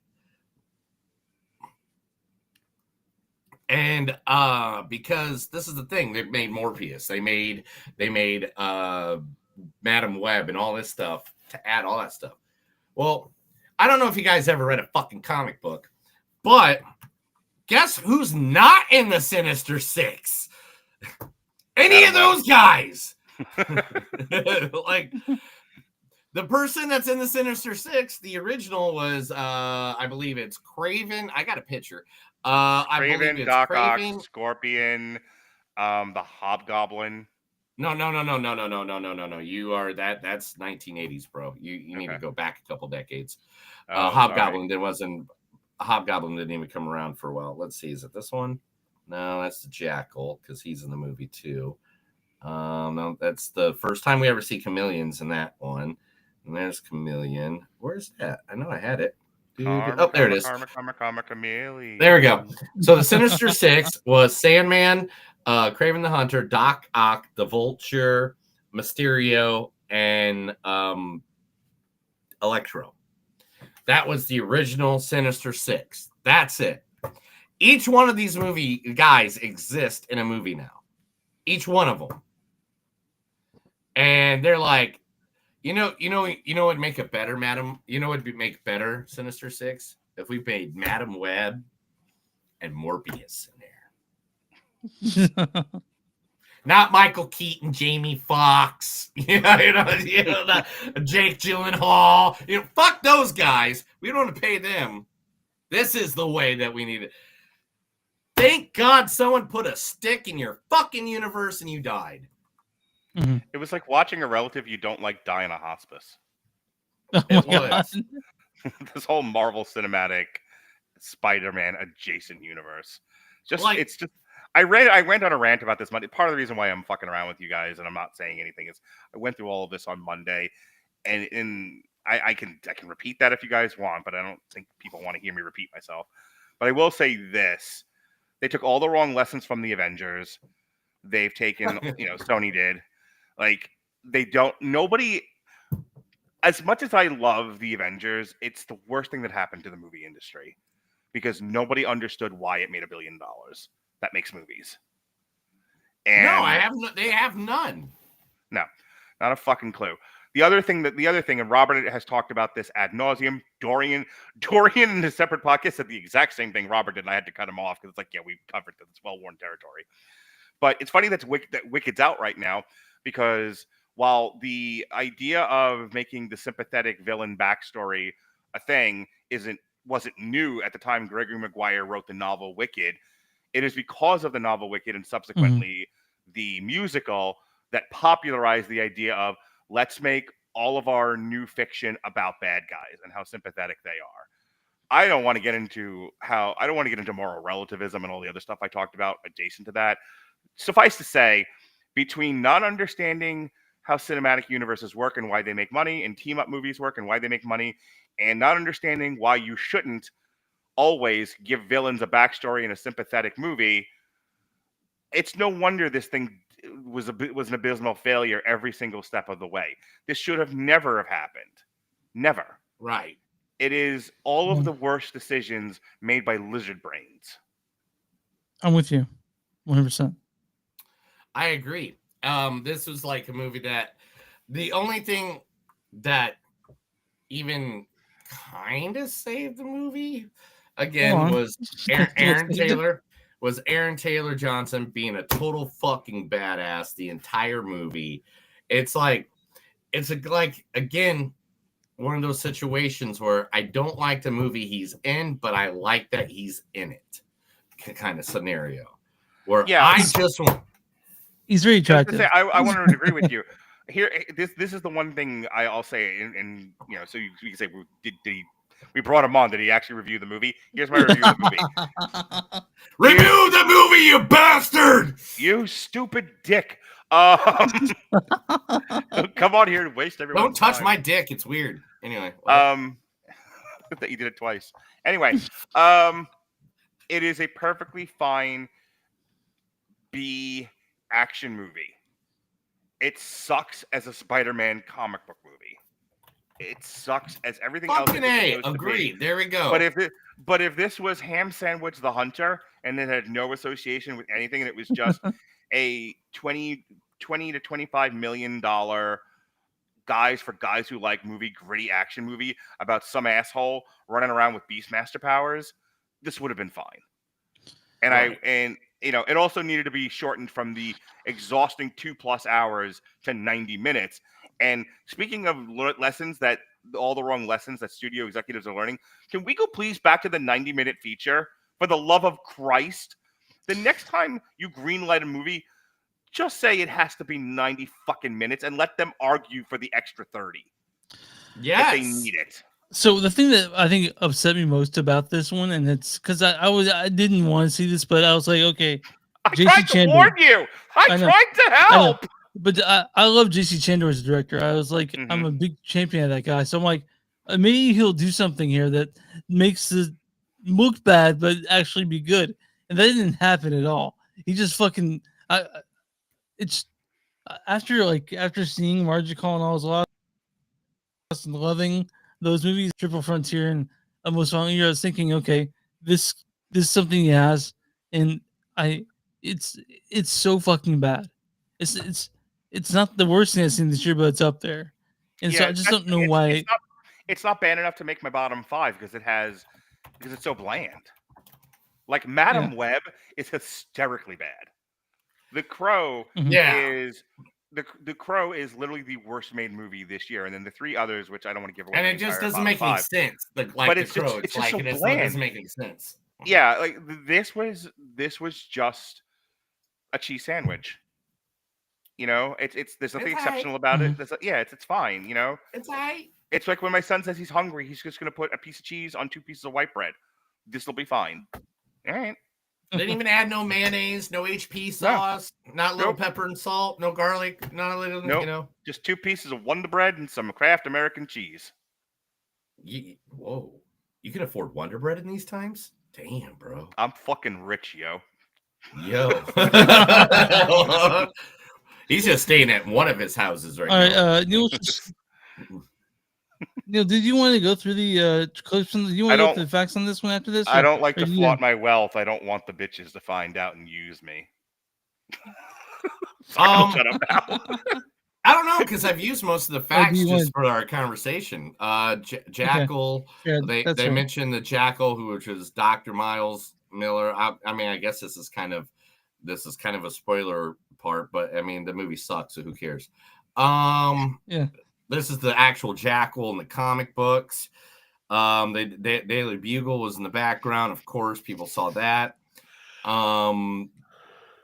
Kraven. Oh, there's the original Rhino in his original work that when he came out. Stop putting the Rhino in movies. That looks dumb. I mean, like, fuck you for saying that, because Rhino is literally one of my favorite fucking villains of all time. Every time I go to a zoo, it's the fucking thing I look forward to more than anything is the goddamn rhinos. Why do you want things you like to be ruined? Exactly. Why is Paul Giamatti the good rhino? Given the choice of the two, yeah. Yes.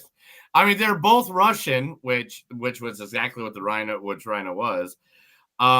Let's see. Also, the one symbol that they did in the movie, which was on a lot of stuff, this actually is a voodoo symbol that when you put it over someone's face, it indicates that voodoo doctor, Baba, what's his name? Papa Legba. It's Papa Legba. This is actual real religious thing. So if you put it over someone's face or their name, then it makes it so he will come visit them that night and try to take them to the other side of, like take them to hell. Whenever I go to New Orleans, whenever I go to Tibby's New Orleans cuisine here in Tampa, Florida, I always order the Baba Lega. And there's another thing I noticed. The beginning of the movie was playing the hymn to Red October. Well, at least they didn't even create their own original music. I was gonna say, well, at least they didn't recycle Howard Shore's fucking score from The Lord of the Rings. Oh my god! All right, Neil. Oh shit! Oh no! We got accusations going down. Down. Mark. This guy says we know the reason you don't want to flaunt your wealth is because you stole it from work. I cannot confirm nor deny that. Damn. All right, Chris, let's go on. What's your score? Did you start with the score on this one, dude? This is your turn. Out of 5, 4 point. Give a fucking roll.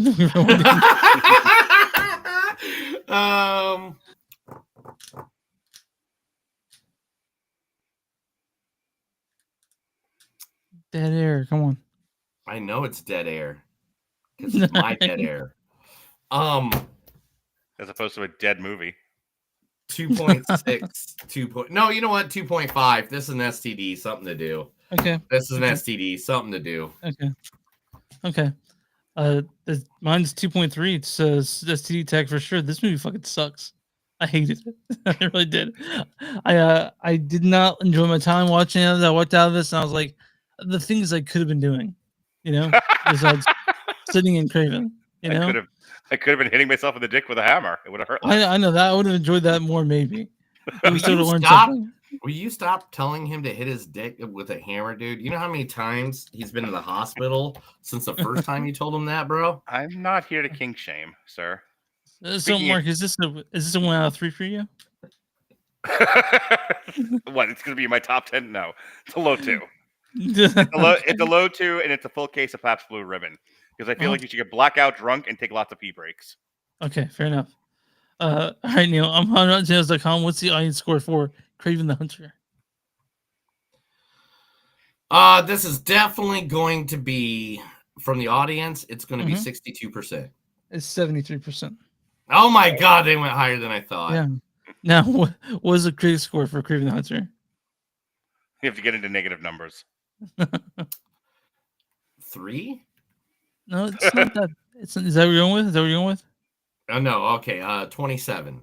15%. 15. Nice. Damn! I overshot it. Here's the AI description of it. Of the critics. It says, claiming the trophies with its road story and shoddy special effects, Kraven the Hunter turns out to be a paper tiger. Bad AI. Bad. Bad This is bad AI. Go find the one that says I'm craving something better so I can smash my head into my computer screen. This is from Brandon Avery of the Just My Opinion reviews. The action was good. That's the whole review. And he can see he can see Russia from his house. And this is from so Zachary Barnes of the Wall Street Journal. He says, about as exciting as the board meeting from which it surely sprang. So yeah. Wow. That's a good one. Wow. I like that one a lot, That's a good one. That's a good one. Yeah, so yeah, that's Kraven Hunter. You guys can waste your time at theater seeing this bullshit. Hey, Chris. Yeah. Now, you can't do that, man. Why You not? can't be. It's the Christmas time. Don't be an asshole. I said I wasn't calling people bullshit, saying if they don't waste their time and during this time they can go to the movie and see this bullshit. They won't be either in 3 weeks. Why does it gotta be bullshit? Just because you don't like it, it's bullshit? Most people don't like it. I'm one of those people. You are one of those people, but still, don't be like that. Don't. I don't kink shame. I don't tell we people the last who 30 to minutes love. getting on this movie. Like, why are you defending it take now? the bait every time, Chris? Every time. You're right. He lured you into the alley. And he just goes right in. He's like, I don't care. There's no lights. Why is there a scary guy with a knife behind Why me? must you walk into the alley with your pearls? Your pretty, pretty pearls. Oh my God! Look at that! Look at And that he thing. he It says opens his free trench coat and his candy. dick's just hanging out. That van says free Oh, you- candy. Chris, may I teach you something from the school of Yes. Radledge? Someone go yeah. fuck himself. Just go. You know what? Fuck you, Neil. And your thick New York accent. You can tell me to go fuck myself because it's kind of hard to do, but if you just get it the right angle. Sure. Or you get a You robot sex doll. You can find Solid Movies on Select.net. We're at Facebook.com/podcast. We're at WTM.com, W2movies.com. You find us there along Neil's with Mark stuff. We're on Patreon.com/Movies. We're at MTS Podcast on Instagram. We have a YouTube Movies Don't Suck podcast. We have all this other shit. Every fun podcast on Movies Don't Suck. And something to do. Mark, you want to give your details out again? Yep, I'm at Mark Radulich on TikTok. Someday I'll update it again. So someday when I'm not working or out doing naked swimming or hanging out with my kids, I'll actually have time to edit again. But so tomorrow, I just want to plug one show. Yeah, sure, go for it. This is very special to me. Tomorrow night at 9:00-ish. It's not going to be live. It'll be posted after because we play videos on the show and you can't play videos. YouTube kicks you off. But tomorrow night is our Metal Hammer of Doom jukebox, and we're spending Christmas with Body Count. Body Count will be in the house. We're gonna spend Christmas. Whoa! Like Ice-T Body Count? Yeah, they have a new album out called Merciless. It's fucking great. Oh my God! You know how when I was younger, this is a fun story, dude. I used to have a cassette tape of Body Count. And I knew how to make doubles of cassettes, which a lot of people didn't know how to do it, I guess. And I when they banned it or they took off Cop Killer, I used to sell cassettes of Body Count. I mean, oh my God, Body Count, dude. I don't That's mean to awesome. sound like I don't mean to sound like the original Green Day fan or anything, but I had an original Body Count album with Cop Killer on it. Yeah, that's what I'm saying. That's what I'm saying. I had the cassette with it on it. Yeah. And I would make I would record blank tapes, dude, and sell it to people. That first Body Count album is so good. It's like, that's not my job, asshole. My job's not to help you fucking ass out. Hey, So that's good. my KKK bitch. Oh, I love it when you fucking though. Listen, Cop Killer, better than you and me. My eye, bitch. Anyway, so that's awesome. I was listening to the new album, and then it went to an older Body Count song. They did a cover of Institutionalized. Yeah. And it starts off with, I'm home, and I just wanted to play my Xbox, and she wouldn't let me, bitch! Yeah, my son. It's great. I think it's better than the Suicide Tendencies version. I really do. I So love does it my so much. 10-year-old son. I had him in the car, and he's fucking dying laughing. He's like, is this a parody song? And I'm like, no, this is a real thing. And then I played from the Suicidal Tendencies one, and the whole ride home from taking him home to his mom's, he's just like, Dad, all I want is a Pepsi, just a Pepsi, and she won't give it to me. And I'm like, please tell everybody that in school that all you want is a Pepsi, and she won't give it to you.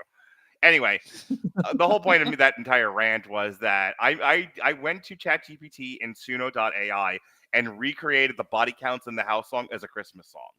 And I will air this as our intro tomorrow night as we spend Christmas with Body Counts.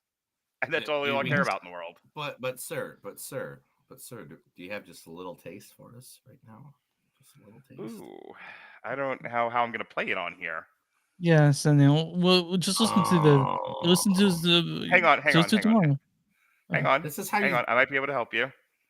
Okay. Like, I don't know, Vamp, do something. But hang on. Bam, do something. See, I Chris, said this Vamp. is how you help.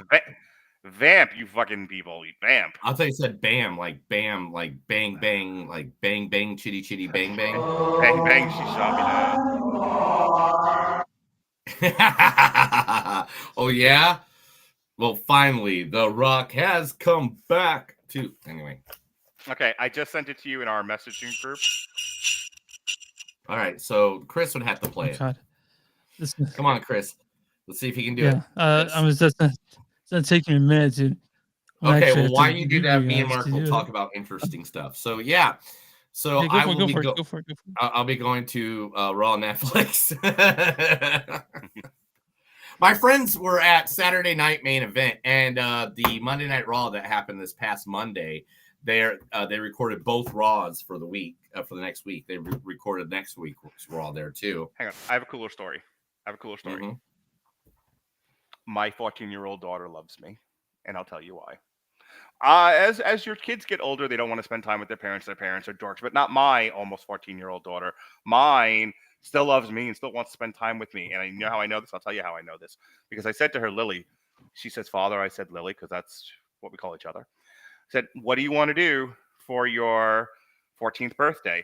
I know you don't want to spend time with me, so just tell me where you need me to be and what you need me to do, and I will be there. But I know you don't want me to do anything special for you.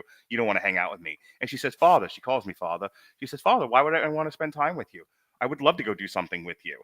And I was tickled pink. And I fell over my chair, over the moon, and I quick went on my phone. I went through Eventbrite, and I started looking for things we could do around the time of her birthday. And I saw that 6 Feet Under and Niall are coming to Tampa a week after her birthday, week after she turns 14. And I kind of jokingly, because she's all into the emo and Pierce the Veil and stuff like that. Yeah. And I was like, there's no way. She's like, this is going to be too heavy for her. So I jokingly was like, oh, we could always go to a death metal show. And she goes, I would love to go to a death metal show with you, Father. And I'm like, don't tease me, Lily. Don't just appease me. Damn. This is about you, not me, Lily. This is about your birthday. I can go to any show I want. She's like, no. What are these bands again? And I said 6 Feet Under, which is a growly death metal band, and Nile, which is an Egyptian-inspired death metal band. And she was like, yeah, that sounds great. Let's do that for my birthday. I'd love to go. And Neil, my heart threw 3 sizes that day, and then we had to call a paramedic. I can't wait. So, like, me and my wife have actually been talking. Like, in the next couple of years, we're gonna have a kiddo of our own and stuff like that. And man, I mean, hearing stories like this from a lot of people that are my age, like, oh man, like I get this great like enjoyment of seeing stuff like that. I mean, it makes me happy. I'm like, man, okay, yeah, I definitely can back that up. The trick is when they're in their bassinet, play Metallica. Don't lower the volume. Nice. Chris decided to join us again for some reason. Do it to actually be a clip because you guys talk over it. So just a second, I'll go ahead and play the. Here we go. You guys ready for the remarks? Yeah, let's hear it. Let's hear a clip of this.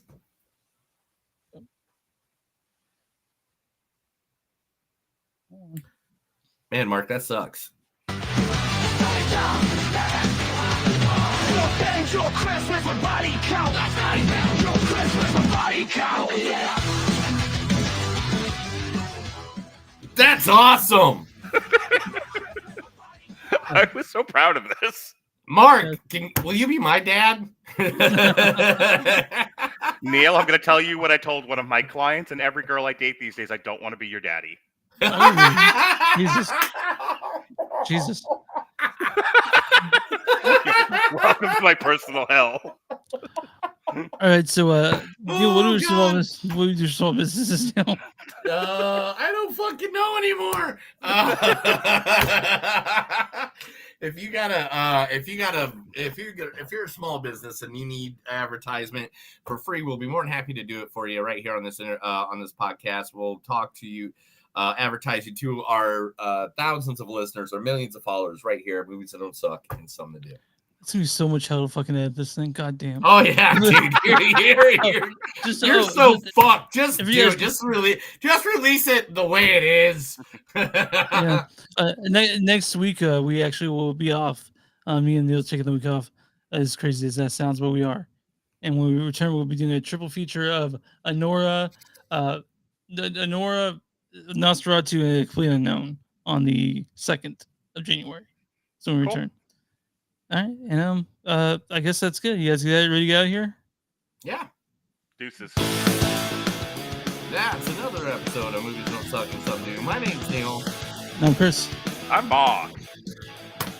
Remember, guys, no matter how hard you try in life, you can never get what you want. So when someone says, hey, I'm going to make a movie of maybe the universe you love, probably don't go see it until you hear the reviews. Have a good day.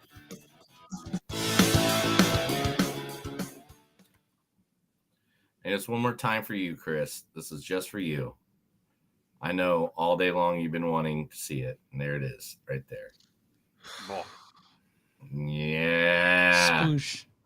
Sploosh. He's beautiful. He's a beautiful man. Hey, man. Merry fucking Christmas. Merry fucking Christmas. All right, thank you to all the people that are watching us still. Thank you for, the first 20 minutes had to be hell when I wasn't around. I'm sorry that they had it and that. Listening to two people with neck beards, I'm sorry. It's really hard. Each other. They started playing with their nose. Anyway. I told Chris I think he's free me. So weird. Well, thank you for coming and watching us. You guys all have a good day. Have a good weekend. Have a great Merry Christmas. Merry Christmas to all. To all a good night. And remember, if you want to have a good laugh, maybe put on Santa's sleigh at your Christmas party. Have a good day.